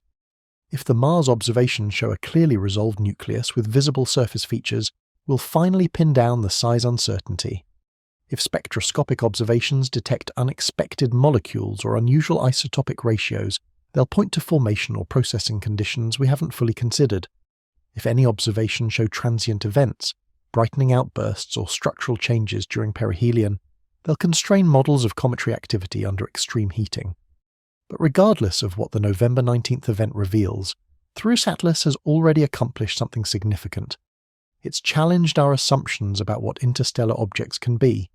It's demonstrated that each visitor from beyond our solar system brings its own unique characteristics that don't necessarily fit patterns established by previous visitors, and it's reminded us that the universe still holds surprises, still presents phenomena that push our understanding in new directions. The story of 3i Atlas is far from over. The comet continues moving away from the Sun, gradually fading as distance increases and solar heating decreases. But it will remain observable through December and into early 2026, providing months more of potential study. And the data already collected, combined with what's yet to be released, will keep scientists busy for years, analysing, modelling, debating what this visitor from another star system tells us about the galaxy we inhabit. To understand the significance of 3i Atlas, we need to place it in context with its predecessors. 3 confirmed interstellar visitors, 3 radically different objects, 3 puzzles that collectively suggest the interstellar object population might be far more diverse than anyone expected. Oumuamua arrived first, discovered on October 19, 2017, by the Pan-STARRS telescope in Hawaii. Its name, from Hawaiian, means roughly scout or messenger from the distant past. The designation proved prophetic. Oumuamua's most striking feature was its shape. Observation suggested an elongated object, roughly 400 meters long and 40 meters wide, a 10-to-1 length-to-width ratio, unlike any asteroid or comet in our solar system. Some analyses suggested it might be even more elongated, perhaps a 40-to-1 ratio, making it look like a cosmic cigar or, as some descriptions went, a thin pancake viewed edge-on. More puzzling, Oumuamua showed non-gravitational acceleration as it moved away from the Sun. Something was pushing it, causing it to speed up in ways that gravity alone couldn't explain. The acceleration was small but real, confirmed by multiple independent observations. For comets, non-gravitational acceleration is common and well understood. Outgassing creates jets that act like natural rocket engines. But Oumuamua showed no obvious signs of cometary activity, no visible coma, no detectable dust tail. Spectroscopic observations detected no obvious outgassing. It appeared inert like an asteroid, yet accelerated like a comet. Various explanations were proposed. Perhaps Oumuamua was outgassing, but at levels too low to detect visually, releasing clear gases like hydrogen that wouldn't create obvious visible features. Perhaps solar radiation pressure acting on a highly reflective, unusually shaped object could create the observed acceleration. Perhaps some exotic materials on the surface sublimed without creating typical cometary features. Or perhaps, as Loeb and his colleague Shmuel Bialy suggested in a paper that made international headlines, Oumuamua might be an artificial object, a light sail or defunct probe sent by an alien civilization, pushed by sunlight pressure against its large, thin structure. The proposal generated intense controversy. Most astronomers rejected the artificial hypothesis, pointing to natural explanations that, while requiring some unusual assumptions, didn't demand invoking extraterrestrial technology. But the paper sparked public fascination and raised legitimate questions about how we'd recognize artificial objects if they passed through our solar system. Then came Tui Borisov, discovered on August 30th, 2019, by amateur astronomer Gennady Borisov in Crimea. Unlike its predecessor, Borisov appeared refreshingly normal at first glance. It looked like a comet. It behaved like a comet. It developed a visible coma and tail as it approached the Sun. But detailed analysis revealed chemical differences from solar system comets. Spectroscopic observations detected carbon monoxide concentrations significantly higher than typical for local comets. The CO2-water ratio suggested formation in a protoplanetary disk with different temperature and chemical gradients than the disk that formed our solar system. The dust-to-gas ratio also differed from solar system norms. Borisov produced relatively little dust for the amount of gas it released, indicating either different formation processes or evolutionary changes during its interstellar journey.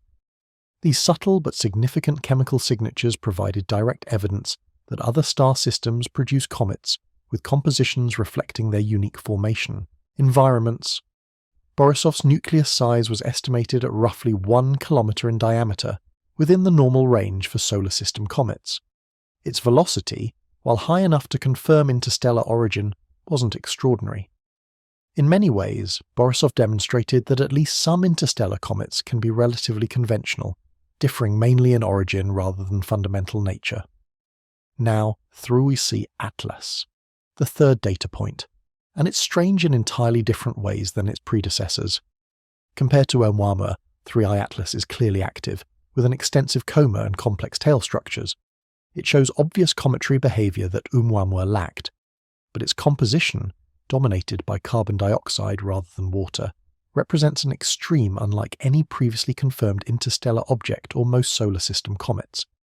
Compared to Borisov, 3I Atlas is potentially much larger, certainly moves faster, and displays the puzzling anti-tail structures that Borisov never showed. Where Borisov appeared largely conventional aside from its chemical signatures, 3I Atlas violates multiple expectations about how comets should behave. The pattern emerging from these three visitors is diversity. Each interstellar object discovered so far has proven unique. Each has challenged assumptions. Each has expanded our understanding of what's possible among small bodies wandering the galaxy. This diversity carries implications for understanding planetary system formation throughout the cosmos. If local conditions, temperature gradients, chemical abundances, radiation environments vary significantly between different star systems, then the comets and asteroids formed in those systems should reflect that variation. An interstellar object isn't just a curiosity. It's a direct sample of planet formation processes that occurred light years away, possibly billions of years ago. The carbon dioxide dominance in 3I Atlas might indicate formation in a system where the CO2 ice line sat closer to the star than in our system, perhaps around a cooler star or in a disk with unusual chemistry. The nickel emission might reflect dust grain composition specific to a particular stellar environment. The size, if truly approaching the upper range of estimates, might indicate ejection mechanisms that favour larger objects in some systems. Or, the diversity might reflect processing during interstellar transit. Objects wandering through the galaxy experience cosmic ray bombardment, ultraviolet exposure from multiple stars, potential impacts with interstellar dust, and thermal cycling as they approach and recede from various stellar encounters. These processes could fundamentally alter surface and near-surface chemistry, creating objects that bear only faint resemblance to their original formation state. The detection rate of interstellar visitors provides clues about how common such objects might be. 3 confirmed detections in 8 years, with improving detection, capabilities coming online. The Pan-STARRS telescope that discovered Oumuamua represents earlier generation survey technology. The Atlas network that found 3I Atlas provides better coverage and sensitivity. The Vera Rubin Observatory, expected to begin operations in the mid-2020s, will revolutionize our ability to detect faint, fast-moving objects. Rubin Observatory will conduct the legacy survey of space and time, repeatedly imaging the entire visible sky with unprecedented sensitivity. Predictions suggest it might detect several interstellar objects per year, once fully operational, potentially more. This dramatic increase in detection frequency will transform interstellar object studies from rare opportunistic observations to systematic population surveys. With larger sample sizes come the ability to address statistical questions. How common are elongated objects like Oumuamua? What fraction of interstellar visitors show obvious cometary activity like Borisov and 3I Atlas versus inert asteroid-like behavior? Do chemical compositions cluster around certain patterns, or does each object represent unique formation conditions? ESA's Comet Interceptor mission, scheduled for launch in 2029, represents an attempt to study an interstellar visitor up close. Unlike traditional spacecraft that require years of travel to reach predetermined targets, Comet Interceptor will park itself at the Earth-Sun L2 Lagrange point, waiting for a suitable target to be discovered. When astronomers detect an approaching interstellar object, if the geometry permits, Comet Interceptor will depart its parking orbit and intercept the visitor, potentially providing the first close-up observations of pristine material from another star system. The mission concept acknowledges a harsh reality. We can't launch missions to interstellar objects after they're discovered. They move too fast. By the time we detect them, build a spacecraft, and launch it, the object has already passed through the inner solar system and headed back toward interstellar space. Comet Interceptor solves this by launching in advance and waiting in space, ready to respond when opportunity appears. The probability of Comet Interceptor successfully encountering an interstellar object remains uncertain. Detection needs to occur far enough in advance that the spacecraft has time to maneuver. The object's trajectory must pass within reachable distance. But even if the primary target ends up being a long-period comet from the Oort cloud rather than an interstellar visitor, the mission demonstrates important capabilities for rapid response exploration. Future detection systems might provide sufficient warning time for even more ambitious missions. If we could detect interstellar objects years before they reach the inner solar system, while they're still beyond Jupiter's orbit, we'd have time to plan dedicated observation campaigns, launch spacecraft if warranted, and coordinate international resources for comprehensive study. The 3 visitors we've confirmed so far have taught us that the galaxy's population of small bodies is more diverse, more chemically varied, and more structurally interesting than models based solely on solar system experience predicted. Each new detection adds to this picture, gradually building a statistical understanding of what wanders between the stars. And 3I Atlas, with its carbon dioxide coma, its anti-tail jets, its survival of perihelion, and its catalogue of anomalies, has contributed enormously to this emerging understanding, while simultaneously raising new questions that will drive research for years to come. We're living through a remarkable moment in astronomy. For all of human history until 2017, we observed only objects native to our solar system. Planets, moons, asteroids, comets, all bound by the sun's gravity, all formed from the same primordial cloud of gas and dust 4.6 billion years ago. Our cosmic neighbourhood. Now, in just 8 years, we've confirmed 3 visitors from beyond, 3 objects that formed around other stars, 3 messengers carrying information about planetary systems we may never observe directly, 3 data points in what's likely an enormous population of wanderers between the stars. 3I Atlas, by virtue of its many unusual characteristics, might be the most informative of these 3 visitors. Its chemistry tells us that carbon dioxide-dominated comets can form in other star systems, either through different formation locations or through unusual processing. Its behavior tells us that interstellar objects can display phenomena, anti-tail jets, extreme activity levels that push the boundaries of conventional comet physics. Its survival of perihelion tells us that even objects experiencing intense thermal stress can remain intact under conditions that might fragment typical comets. The anomalies that Avi Loeb has systematically documented don't disappear just because we prefer natural explanations. They remain as genuine puzzles that require genuine answers. Maybe those answers involve exotic chemical compositions we haven't fully modelled. Maybe they involve structural properties, extreme porosity or unusual density distributions that change how heat propagates and how material sublimates. Maybe they involve properties of interstellar dust and ice that differ from solar system materials in ways we haven't anticipated. Or maybe, as uncomfortable as it makes many scientists, some of the anomalies indicate that we're missing something fundamental about this object. Not necessarily anything as dramatic as alien technology, but perhaps physical processes or material properties that our current models don't account for. The beauty of science is that it's self-correcting. More data will come. The November 19th NASA briefing will add observations to the puzzle. December's closest approach to Earth will provide additional opportunities. JWST observations scheduled for December will probe the comet's composition with unprecedented sensitivity.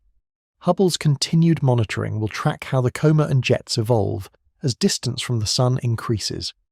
Each new observation either confirms existing explanations or challenges them further. If the November 19th data shows perfectly normal comet behavior during perihelion, just more extreme than usual due to unusual composition, the technological speculation will fade. If the data reveals unexpected characteristics that can't be easily explained by natural processes, the questions will intensify. For the broader scientific implications, 3-Sci Atlas has already succeeded. It's demonstrated that interstellar objects are, first, detectable with current technology. We found 3 in 8 years with telescope systems that weren't specifically optimized for this task. Next-generation surveys will find many more. Second, diverse in their properties. Each visitor has shown unique characteristics, suggesting that the interstellar object population samples a wide range of formation environments and evolutionary histories. Third, scientifically valuable. Direct samples from other star systems carrying pristine material that preserves information about distant planetary formation processes provide data impossible to obtain any other way. The astrobiological implications shouldn't be ignored either. If interstellar objects regularly pass through stellar systems, they could potentially transport organic molecules and possibly even microbial life between star systems. Panspermia, the hypothesis that life spreads through the galaxy via natural mechanisms, becomes more plausible when we confirm that objects do indeed travel between stars. 3-Eye Atlas contains organic compounds. Spectroscopic detection of cyanide, various carbon-bearing molecules, and complex ices indicates rich chemistry. Whether any of this chemistry has biotic relevance remains unknown, but the presence of life's chemical building blocks in an object from another star system suggests these materials are common throughout the galaxy. For planetary defense, the lessons learned from tracking 3-Eye Atlas prove valuable, even though this particular object poses no threat. The ability to rapidly detect, characterize, and track objects on hyperbolic trajectories, demonstrated by the coordination between ground-based telescopes and Mars orbiters, represents capabilities that might prove critical if we ever need to assess a genuinely hazardous incoming object. The triangulation method used by ESA, combining Earth-based observations with Mars orbiter data to improve trajectory precision by a factor of 10, shows what's possible when we leverage assets across the solar system. Future planetary defense systems might routinely use spacecraft at various locations to provide multiple viewing angles and enhance tracking precision. For education and public engagement, 3-Eye Atlas offers a compelling story that connects deep scientific questions with accessible wonder. An object from another star system, carrying materials billions of years old, displaying behavior that puzzles experts, and doing all of this while racing through our cosmic neighborhood at speeds that dwarf anything in our daily experience. It's inherently fascinating in ways that capture imagination while demanding rigorous analysis. The controversies around interpretation, the debates between mainstream scientists and those advocating for more exotic explanations, demonstrate science working as it should. Disagreement isn't failure. It's the mechanism by which we refine understanding. Loeb's willingness to articulate alternative hypotheses, even unpopular ones, forces the community to explicitly articulate why conventional explanations are preferred, what evidence would change minds, and what observations would distinguish between competing models. This intellectual tension drives progress. It ensures that no explanation is accepted simply because it's comfortable or conventional. It maintains openness to unexpected discoveries while demanding rigorous evidence for extraordinary claims. Looking forward, 3-Eye Atlas will fade from view over coming months. By mid-2026, it will be too distant and too faint for routine observation. It will return to the interstellar medium from which it came, continuing a journey that may last millions or billions more years before it encounters another star system, if it ever does. But the data will remain. The spectra, the images, the trajectory measurements, all permanently archived and available for analysis. Future scientists with better models and deeper understanding will revisit this data, potentially finding insights that current analysis misses. This is common in astronomy. Observations made decades ago often yield new discoveries when reanalyzed with modern techniques and fresh perspectives. The broader context is this. We're in the early stages of interstellar object astronomy. Our first confirmed detection came just 8 years ago. We have 3 data points. We're still learning how to find these objects, how to study them efficiently during their brief transits, and what questions we should be asking. 3i Atlas has taught us that each visitor will be unique. That unusual doesn't necessarily mean artificial, but it does mean we need to remain open to explanations that stretch our current understanding. That international coordination and multi-platform observation campaigns can achieve results impossible from any single facility. And that the universe still holds surprises, even in our own solar system, even in the 21st century when we might be tempted to think we've seen everything. The comet continues its journey. We continue ours, building better telescopes, developing more sophisticated models, training new generations of scientists who will study visitors 4, 5, and beyond. Each detection adds to our knowledge. Each observation refines our understanding. Each debate sharpens our thinking about what's possible, what's probable, and what's proven.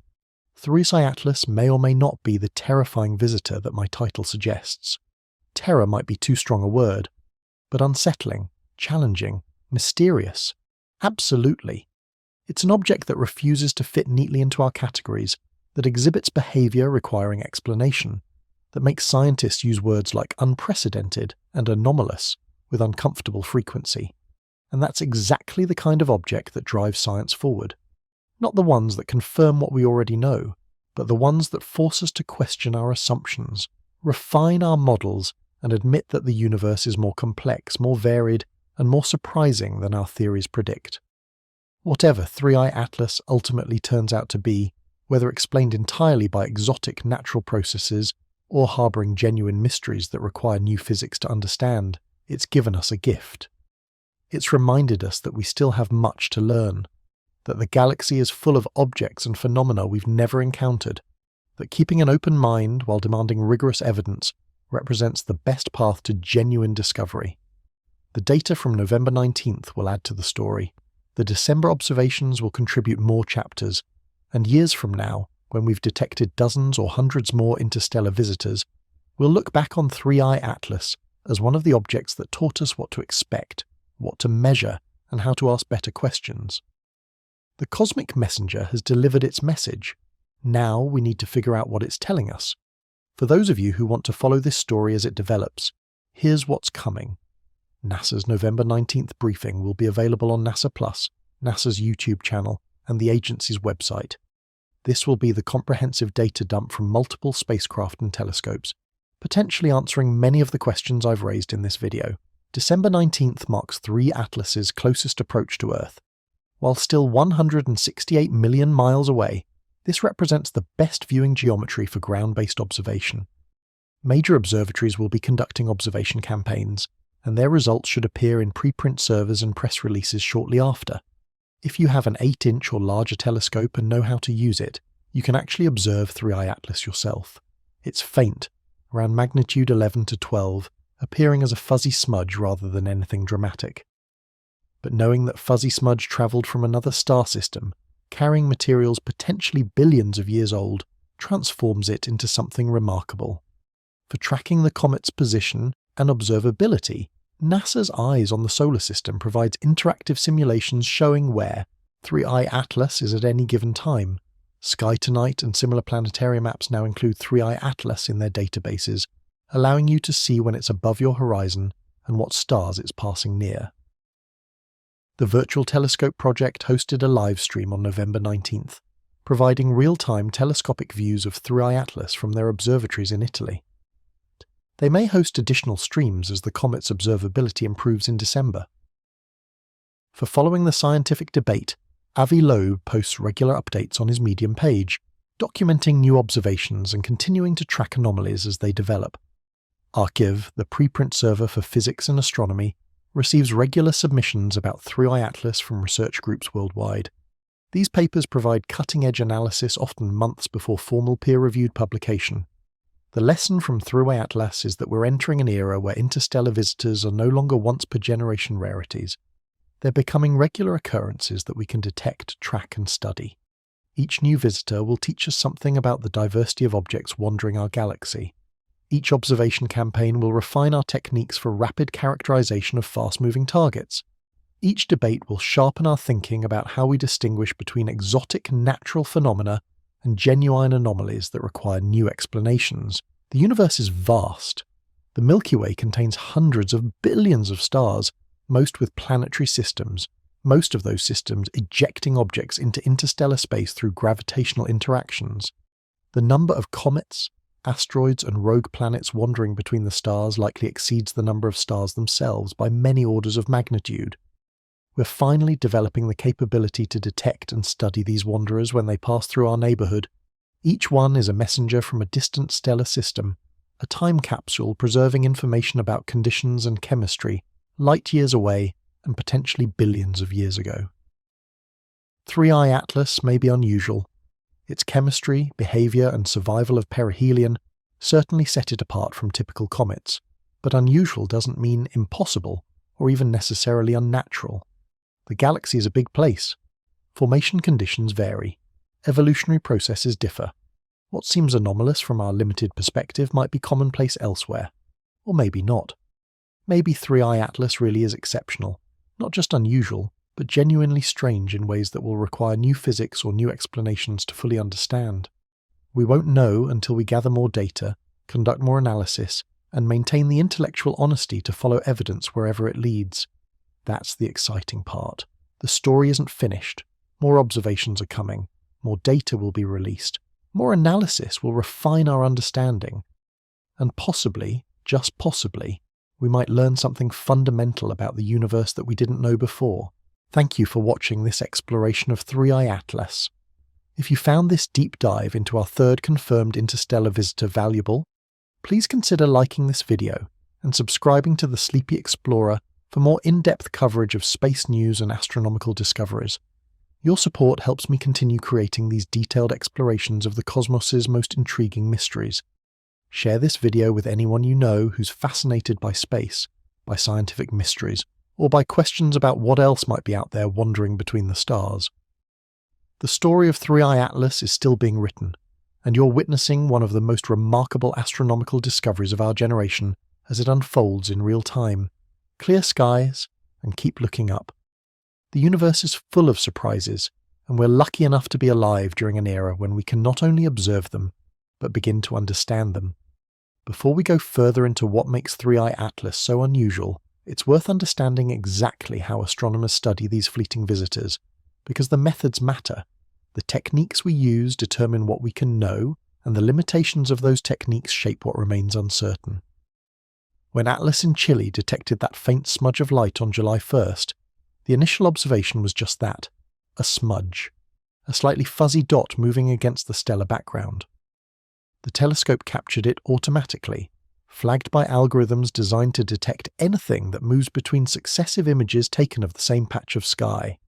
The first question astronomers ask, is this real or an artifact? Cosmic rays hitting the detector can create false signals. Satellites passing through the field of view can mimic moving objects. Software glitches can generate phantom detections, so the protocol requires confirmation. Other telescopes need to see the same object, verify it exists, measure its position independently. Within hours of the Atlas detection, observatories worldwide were responding. The Zwicky Transient Facility in California, operating robotically through the night, captured the object in multiple exposures. The Canada-France-Hawaii telescope on Mauna Kea turned its attention toward the coordinates. In Chile, the Very Large Telescope, one of the most powerful observatories on Earth, began tracking what would become 3i Atlas. With multiple confirmed detections, astronomers could begin calculating the orbit.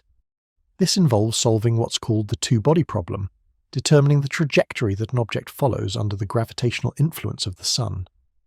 You need at least 3 position measurements at different times to constrain the orbital elements: the shape of the orbit, its orientation in space, how fast the object moves at various points. The more observations you have, spanning longer time periods, the better you can determine the orbit. Early calculations for 3I Atlas showed immediately that something was unusual. The preliminary orbit had an eccentricity greater than 1, indicating a hyperbolic trajectory. The object wasn't bound to the Sun. It came from interstellar space and would return there. But orbital calculations get complicated when you're dealing with active comets. The gravitational orbit assumes the only force acting on the object is the Sun's gravity. But comets outgas.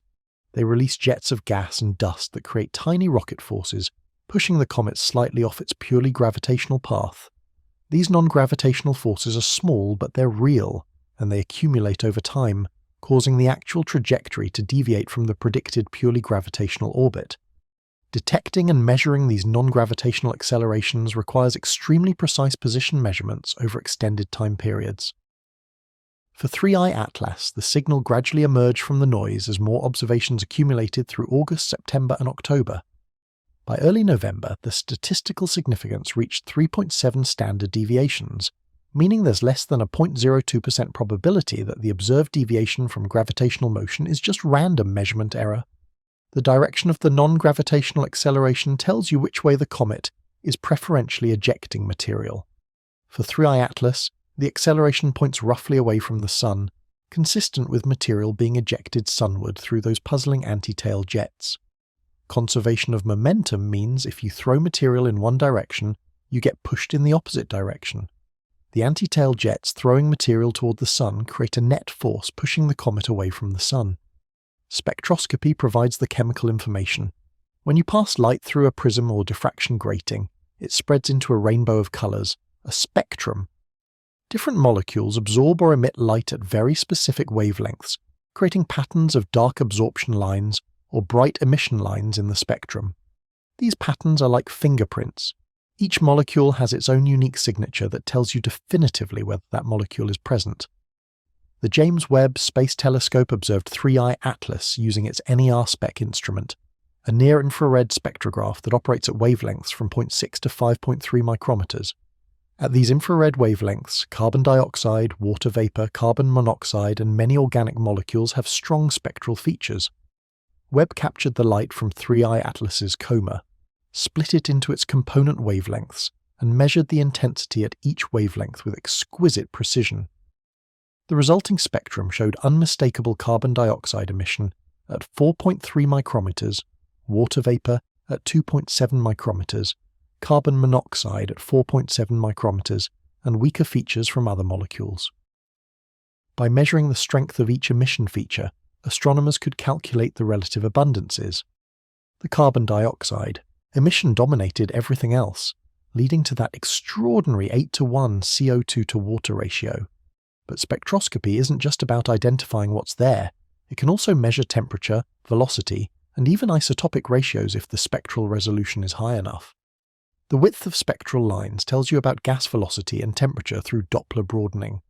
The ratio of different isotopes, like carbon-12 versus carbon-13, provides clues about formation conditions and subsequent processing. For 3I Atlas, JWST detected carbon-13 in the carbon dioxide emission, though the signal wasn't strong enough to precisely measure the carbon-12 to carbon-13 ratio.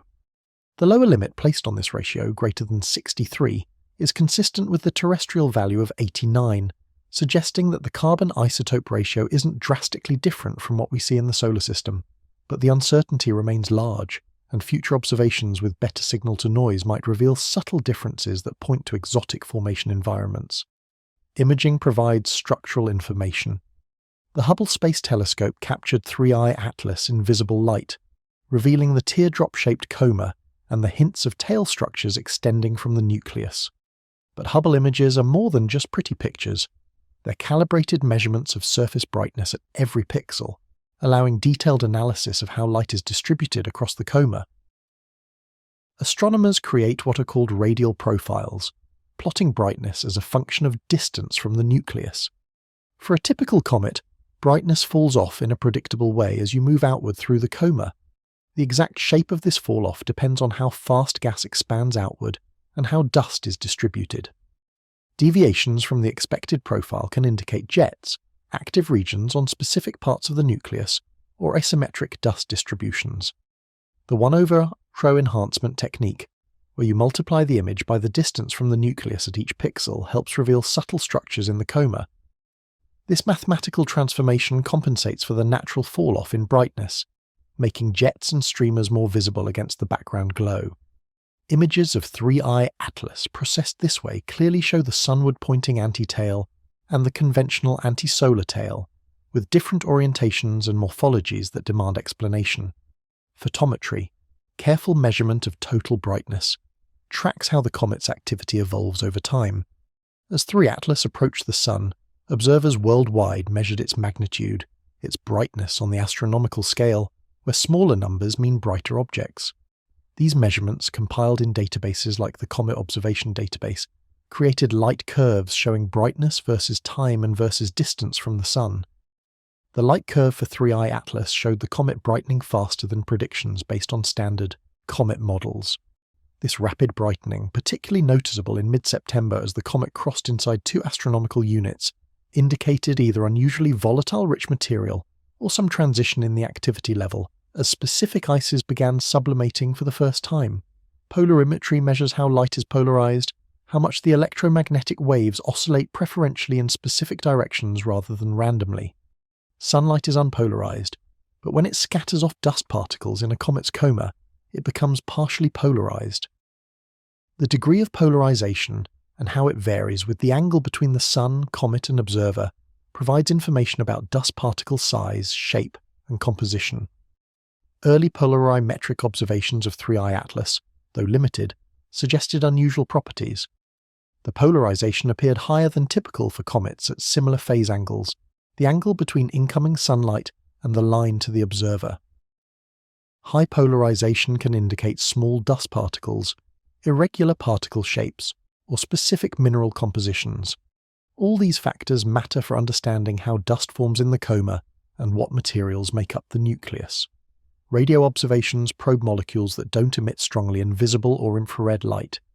The James Clerk Maxwell Telescope observed 3I Atlas in sub-millimeter wavelengths, detecting hydrogen cyanide emission with production rates that increased from mid-August through mid-September. Hydrogen cyanide, HCN, serves as a tracer for more complex organic chemistry. Its presence confirms that 3I Atlas contains not just simple volatiles like water and carbon dioxide, but also organic compounds built from carbon, nitrogen, and hydrogen. The production rate of HCN, measuring how many molecules per second the comet releases, increased from approximately 1.5 times 10 to the 25th molecules per second to 4.5 times 10 to the 25th molecules per second over the week between September 7th and 14th. This threefold increase coincided with the rapid brightening event, suggesting that the same process driving enhanced visible brightness also activated organic volatile release. All these different observational techniques, spectroscopy, imaging, photometry, polarimetry, radio observations, contribute pieces to the puzzle. Each method has strengths and limitations. Each probes different aspects of the comet's nature. Combining them creates a comprehensive picture that no single technique could provide alone. But even with all these methods, fundamental uncertainties remain. The nucleus size uncertainty, spanning a factor of 10 from the lower to upper bounds, reflects the difficulty of separating nucleus from coma when you can't resolve them as distinct objects. The composition uncertainty, where spectroscopy tells you what's in the coma but not necessarily what's locked in the nucleus, reflects the fact that we observe only what's currently outgassing, not the full inventory of materials. These uncertainties matter when trying to explain the anomalies. If the nucleus is at the small end of the size range, near 500 meters, then the energy budget problems become even more severe because less surface area is available to absorb sunlight. If the nucleus is at the large end, approaching 5 or 6 kilometers, then the statistical improbability of detecting such a large interstellar object becomes harder to dismiss. The observational campaigns around 3I Atlas demonstrate both the power and the limitations of modern astronomy. We can detect faint objects moving at interstellar velocities. We can measure their compositions with unprecedented precision. We can track their trajectories and detect subtle non-gravitational forces. We can coordinate observations across multiple continents and even multiple planets in the solar system, but we can't resolve surface features on sub-kilometer objects at hundreds of millions of kilometers distance. We can't directly measure interior compositions. We can't determine rotation states when brightness variations are too small to detect. We can't observe continuously through solar conjunction when geometry places objects too close to the sun in our sky. These limitations explain why controversies persist. When key parameters remain uncertain by factors of several, when critical observations are missing due to geometry or timing, when multiple explanations could fit the available data, room exists for legitimate scientific disagreement about interpretation. The upcoming data releases, particularly from the November 19th NASA briefing and the December JWST observations, will constrain some of these uncertainties. But new observations often raise new questions, even as they answer old ones. That's how science progresses, not through sudden definitive revelations, but through gradual refinement of understanding as evidence accumulates and models improve. Step back from the specific details of 3I Atlas for a moment and consider what interstellar objects represent in the larger context of galactic astronomy and planetary science. These are the only samples we can study, right now with current technology, of materials from other star systems. Light from distant stars tells us about stellar properties, temperature, composition, mass, age. Spectroscopy of exoplanet atmospheres, when the planet transits its star and starlight filters through the planet's atmosphere, reveals what gases surround those worlds. But both techniques observed from vast distances, analysing light that travelled light years through space. Interstellar objects are different. They come to us. They pass through our cosmic neighbourhood close enough that we can study them in detail with our best instruments. We can measure not just what they're made of, but how that material is organised, how it responds to solar heating, what structures form in their comas, what particles populate their dust tails. Think about what this means for understanding planetary formation throughout the galaxy. When stars form, they're surrounded by protoplanetary disks, swirling clouds of gas and dust where planets eventually coalesce. The composition and structure of these disks depend on many factors: the star's mass and temperature, the chemical makeup of the molecular cloud that collapsed to form the star, the presence of nearby massive stars whose radiation affects the disk, the dynamics of the forming planetary system. Most of what we know about protoplanetary disk chemistry comes from theoretical models combined with observations of distant disks around young stars. These observations are limited by distance and resolution.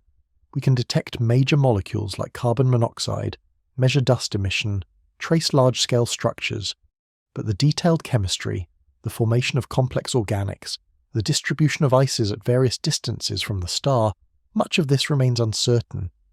Interstellar objects provide ground truth. An object like 3I Atlas, condensed from a protoplanetary disk around some star, somewhere in the galaxy, at some time in the past. The materials locked in its nucleus preserve information about the temperature, pressure, and chemistry present during formation. The isotopic ratios of its elements reflect the chemical evolution of the region of the galaxy where its parent star formed. By studying enough interstellar visitors, we can begin to build a statistical picture of disk chemistry across the galaxy. Do all star systems produce similar comet populations, or does each stellar type create distinctly different objects? Are carbon dioxide-rich comets like 3I Atlas common, or are they rare outliers? Do organic compounds form readily in all protoplanetary disks, or only under specific conditions? These questions connect to fundamental issues about the prevalence of life in the universe. Life as we know it requires certain chemical building blocks: water, organic molecules, sources of energy. If protoplanetary disks throughout the galaxy reliably produce comets rich in water and organics, then the ingredients for life are probably widespread.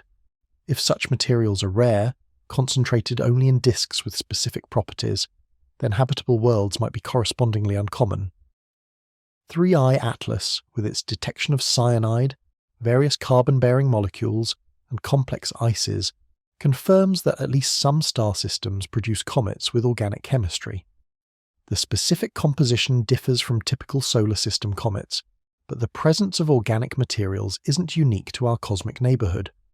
This supports the hypothesis that the building blocks of life might be common throughout the galaxy, delivered to young planets by cometary bombardment during the early epochs of planetary system evolution. The Milky Way contains approximately 200 billion to 400 billion stars. Current estimates suggest most stars host planetary systems.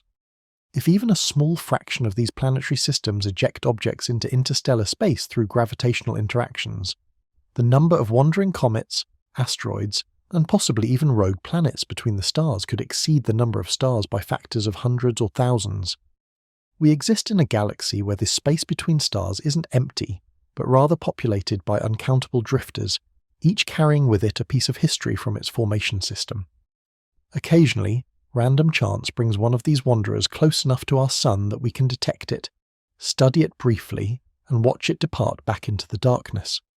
The detection rate we're observing, 3 confirmed interstellar objects in 8 years, suggests that such visitors might pass through the inner solar system several times per year, most going undetected because they're too small or too faint, or their trajectories don't bring them close enough to Earth's orbit for our telescopes to spot them.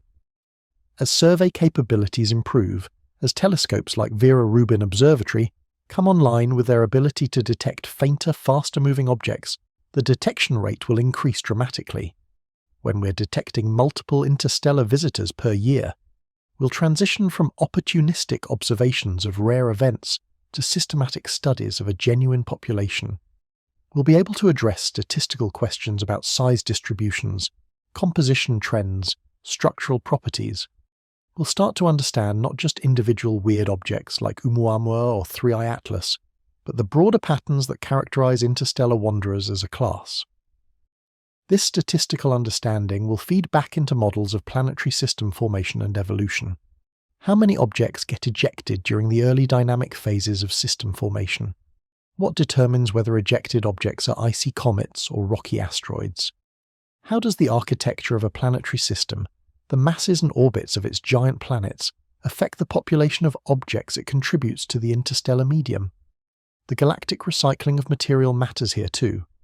When massive stars explode as supernovae, they enrich the interstellar medium with heavy elements forged in stellar cores.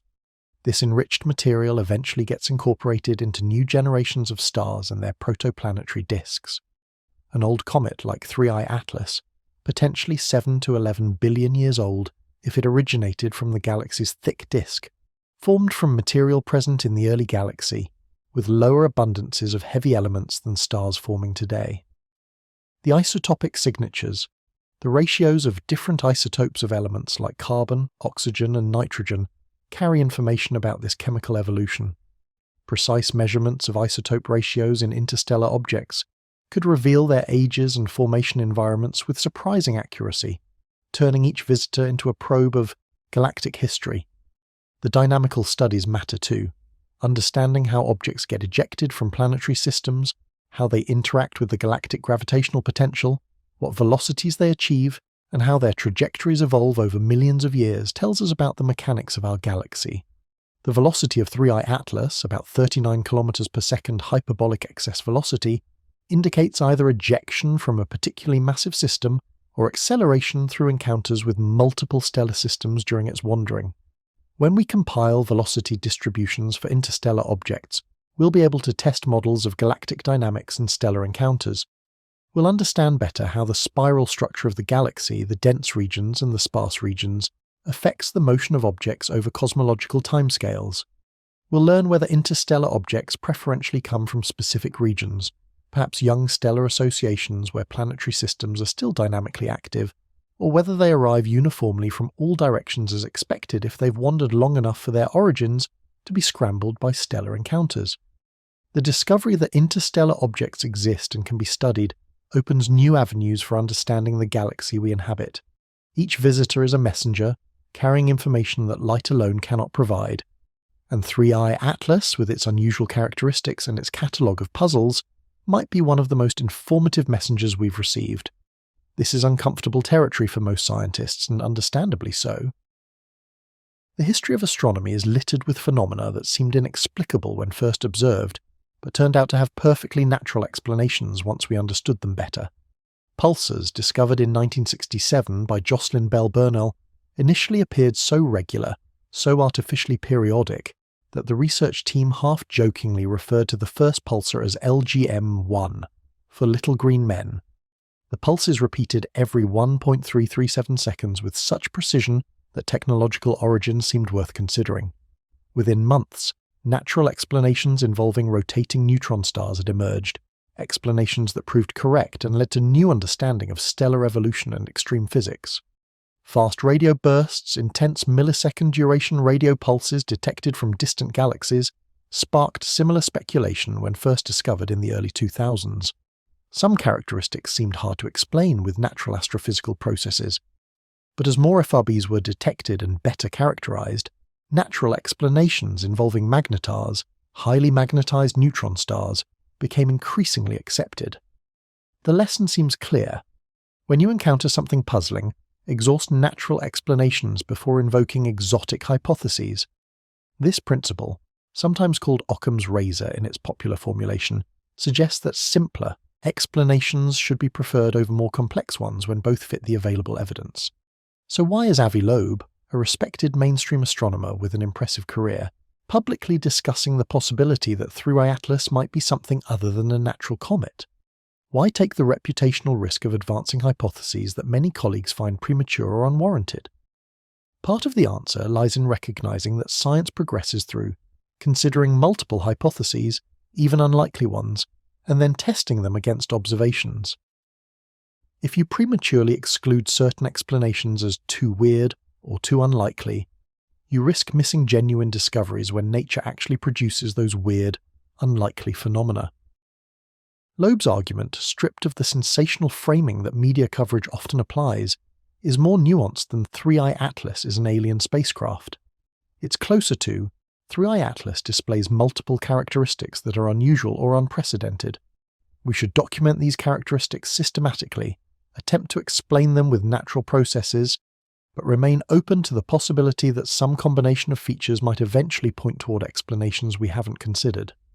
The Loeb scale he's developed, ranking anomalous objects from 0 to 10, represents an attempt to formalize this process. A ranking of 0 means completely conventional, perfectly explained by existing models. A ranking of 10 would mean definitive evidence for technological origins or physics-violating behavior. 3I Atlas sits at 4 on this scale. Multiple significant anomalies that warrant serious investigation, but without definitive evidence for anything extraordinary. This framework acknowledges uncertainty, while providing structure for discussing how unusual something really is. It separates slightly weird from deeply puzzling from potentially revolutionary, and it provides criteria for what evidence would move an object up or down the scale. What would move 3I Atlas higher on the scale? Evidence for directed course changes that don't correlate with outgassing. Detection of electromagnetic emissions at frequencies characteristic of technology. Spectroscopic signatures of materials that don't exist naturally. Geometric structures resolved in high-resolution imaging. Any observation that clearly contradicts natural comet behavior in ways that can't be explained by exotic, but still natural processes. What would move it lower? Demonstration that the carbon dioxide dominance naturally results from formation beyond the CO2 ice line in common stellar environments.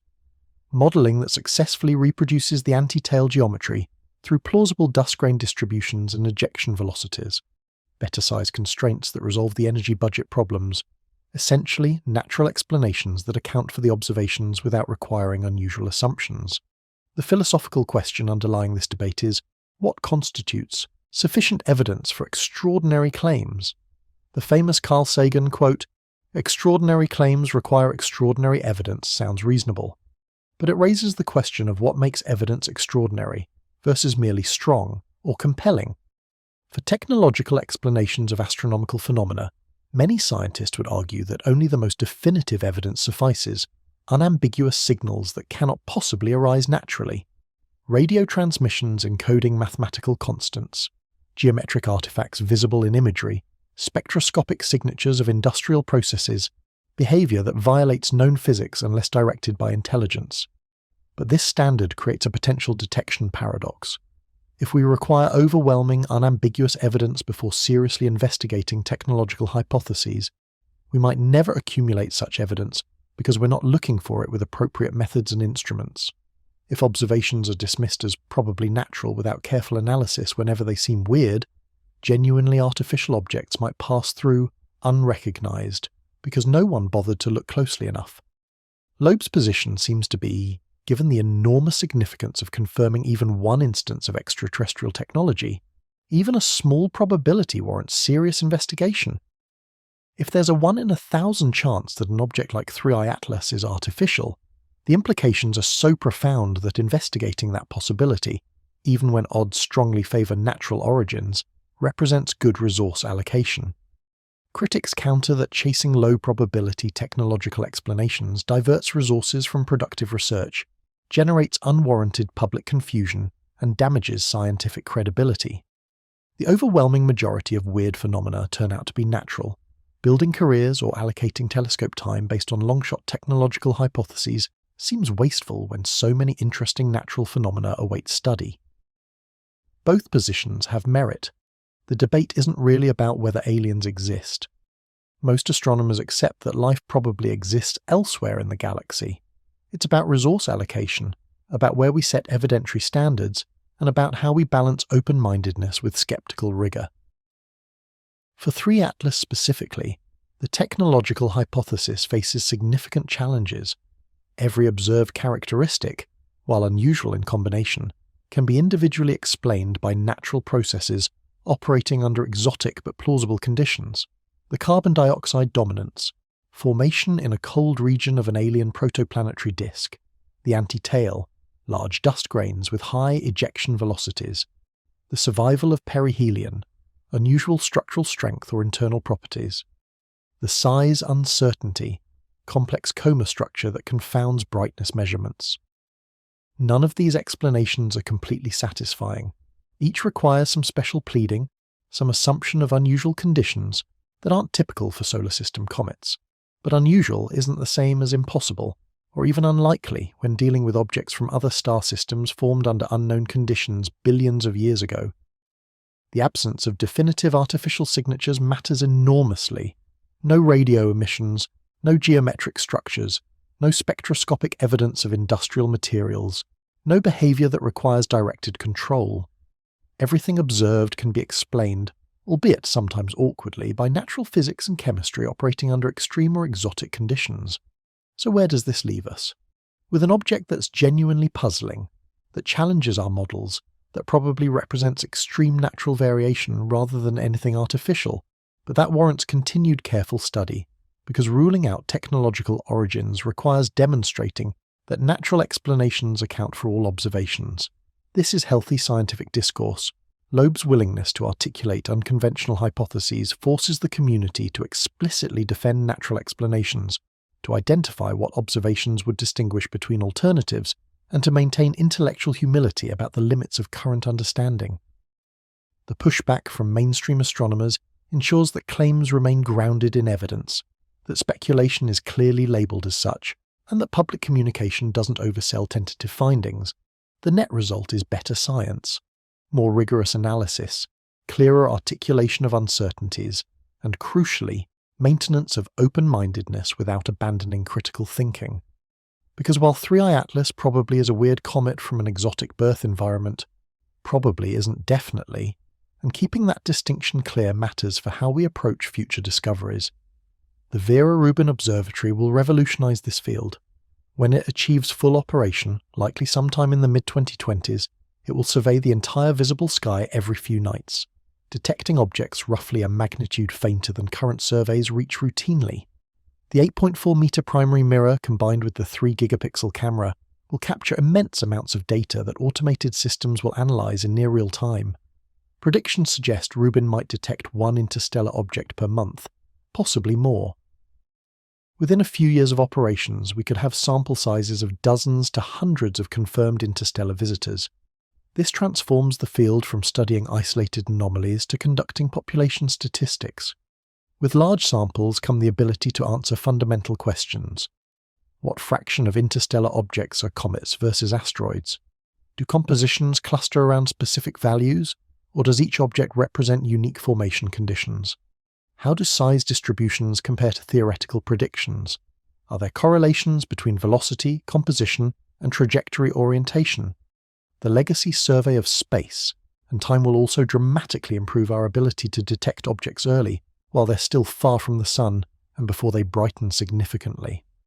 Early detection means longer time baselines for observations, better orbital determinations, and potentially sufficient warning to coordinate spacecraft missions. ESA's Comet Interceptor, launching in 2029, represents the first mission explicitly designed to study pristine solar system objects, or, if opportunity permits, interstellar visitors. The mission consists of 3 spacecraft, a primary probe and 2 smaller subprobes. Upon encountering the target comet, they'll separate and perform coordinated observations from multiple vantage points, capturing comprehensive data about the nucleus, coma, and tail structure. The mission's revolutionary aspect is its wait-in-space approach. Instead of launching toward a specific predetermined target, Comet Interceptor will park at the Sun-Earth L2 Lagrange point, approximately 1.5 million kilometers from Earth. There it will wait, potentially for years, until astronomers detect a suitable target, either a dynamically new comet from the Oort cloud, making its first passage through the inner solar system, or an interstellar visitor like 3I Atlas. When a target appears, if mission planners determine it's reachable with the spacecraft's available fuel reserves, Comet Interceptor will depart L2 and intercept the approaching object. The timing would need to work out fortuitously. The interstellar visitor would need to be detected early enough, pass within reachable distance, and arrive when the spacecraft is in appropriate position to perform the intercept maneuver. The probability of Comet Interceptor successfully encountering an interstellar object remains uncertain, perhaps 10 to 30% over the mission's anticipated lifetime. But even if the primary target ends up being an Oort cloud comet, rather than an interstellar visitor, the mission will demonstrate crucial capabilities for rapid response space missions targeting transient opportunities. Future missions might build on this concept with more capable spacecraft, pre-positioned at strategic locations. Multiple interceptor missions at various Lagrange points, or even in heliocentric orbits that maintain positions ahead of Earth's orbit, could provide better coverage and higher probability of successful interstellar object encounters. NASA's study of rapid response mission architectures has identified several possible approaches. Fast travel missions using solar electric propulsion could potentially reach interstellar objects detected early enough, though travel times measured in years might mean the object has already passed perihelion before intercept. More exotic propulsion, solar sails or nuclear thermal rockets, could reduce travel times but introduce complexity and cost. The scientific return from a successful close encounter would be transformative. In situ measurements of composition, isotope ratios, surface properties, internal structure, all become possible when you're actually at the object rather than observing from hundreds of millions of kilometers away. Sample return, bringing material from an interstellar visitor back to Earth for laboratory analysis, remains technologically challenging but not impossible. The scientific value would justify significant mission costs. Ground-based capabilities continue improving as well. Adaptive optics systems, which compensate for atmospheric turbulence using deformable mirrors that adjust shape hundreds of times per second, enable ground-based telescopes to achieve resolution approaching theoretical limits. The upcoming generation of extremely large telescopes, the 30-meter telescope, the giant Magellan telescope, and the European Extremely Large Telescope, will provide unprecedented light-gathering power and spatial resolution. These facilities, coming online through the late 2020s and early 2030s, will resolve structures on interstellar object nuclei at sizes of perhaps tens to hundreds of meters, depending on distance. They'll detect fainter spectral features, enabling identification of trace molecules and precise isotope measurements. They'll track rapid brightness variations that reveal rotation periods and active region evolution. Space-based infrared observatories planned for the next decade will complement JWST's capabilities. The Nancy Grace Roman Space Telescope, launching in the mid-2020s, includes wide-field infrared survey capability that could detect interstellar objects during routine sky surveys. Dedicated infrared missions proposed for the distant future might monitor the sky continuously for transient thermal sources, catching the brief thermal signature as an interstellar visitor approaches and recedes from the Sun. The international coordination is improving too. The International Astronomical Union's Minor Planet Center serves as the global clearinghouse for asteroid and comet observations. When an interstellar object candidate is detected, protocols now exist for rapid dissemination of orbital information, coordination of follow-up observations, and verification of interstellar status. These protocols, refined through experience with Oumuamua, Borisov, and now 3i Atlas, will become more sophisticated and efficient with each new detection. Amateur astronomer contributions shouldn't be underestimated. The discovery of 2i Borisov by Gennady Borisov using a home-built telescope demonstrates that important discoveries don't require billion-dollar facilities.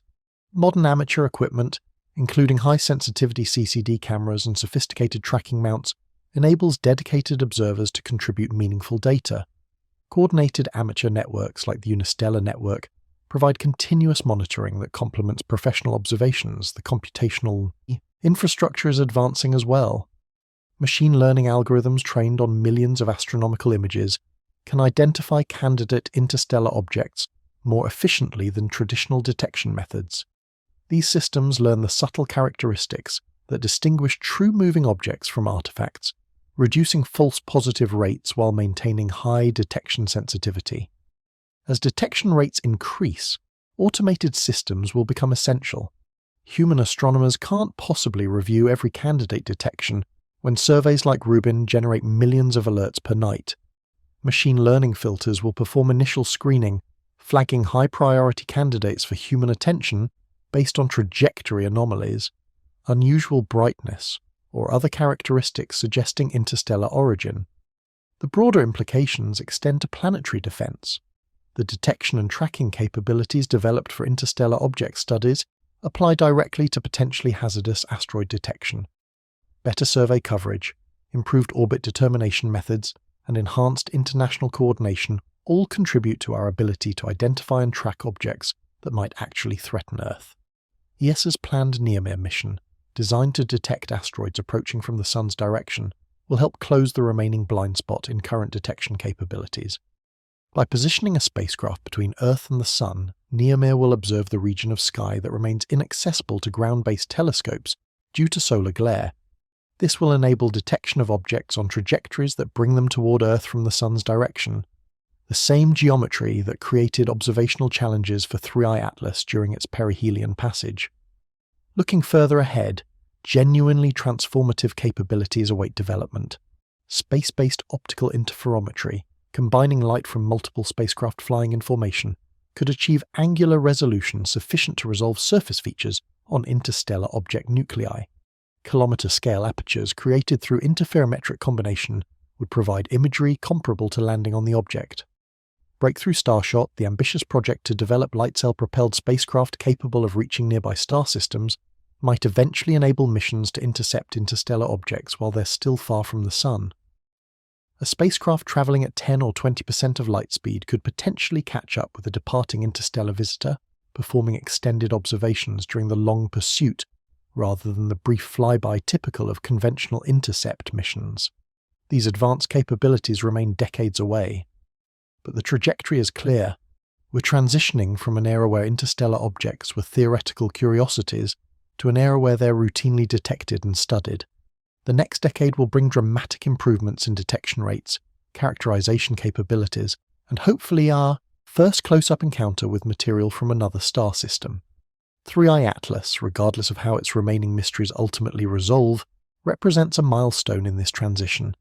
It's the object that demonstrated just how weird interstellar visitors can be, how much diversity exists even in a sample of 3, and how important it is to develop capabilities for comprehensive rapid response observation campaigns.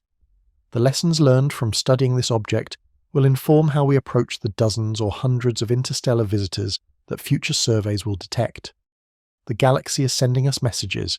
We're finally learning to read them.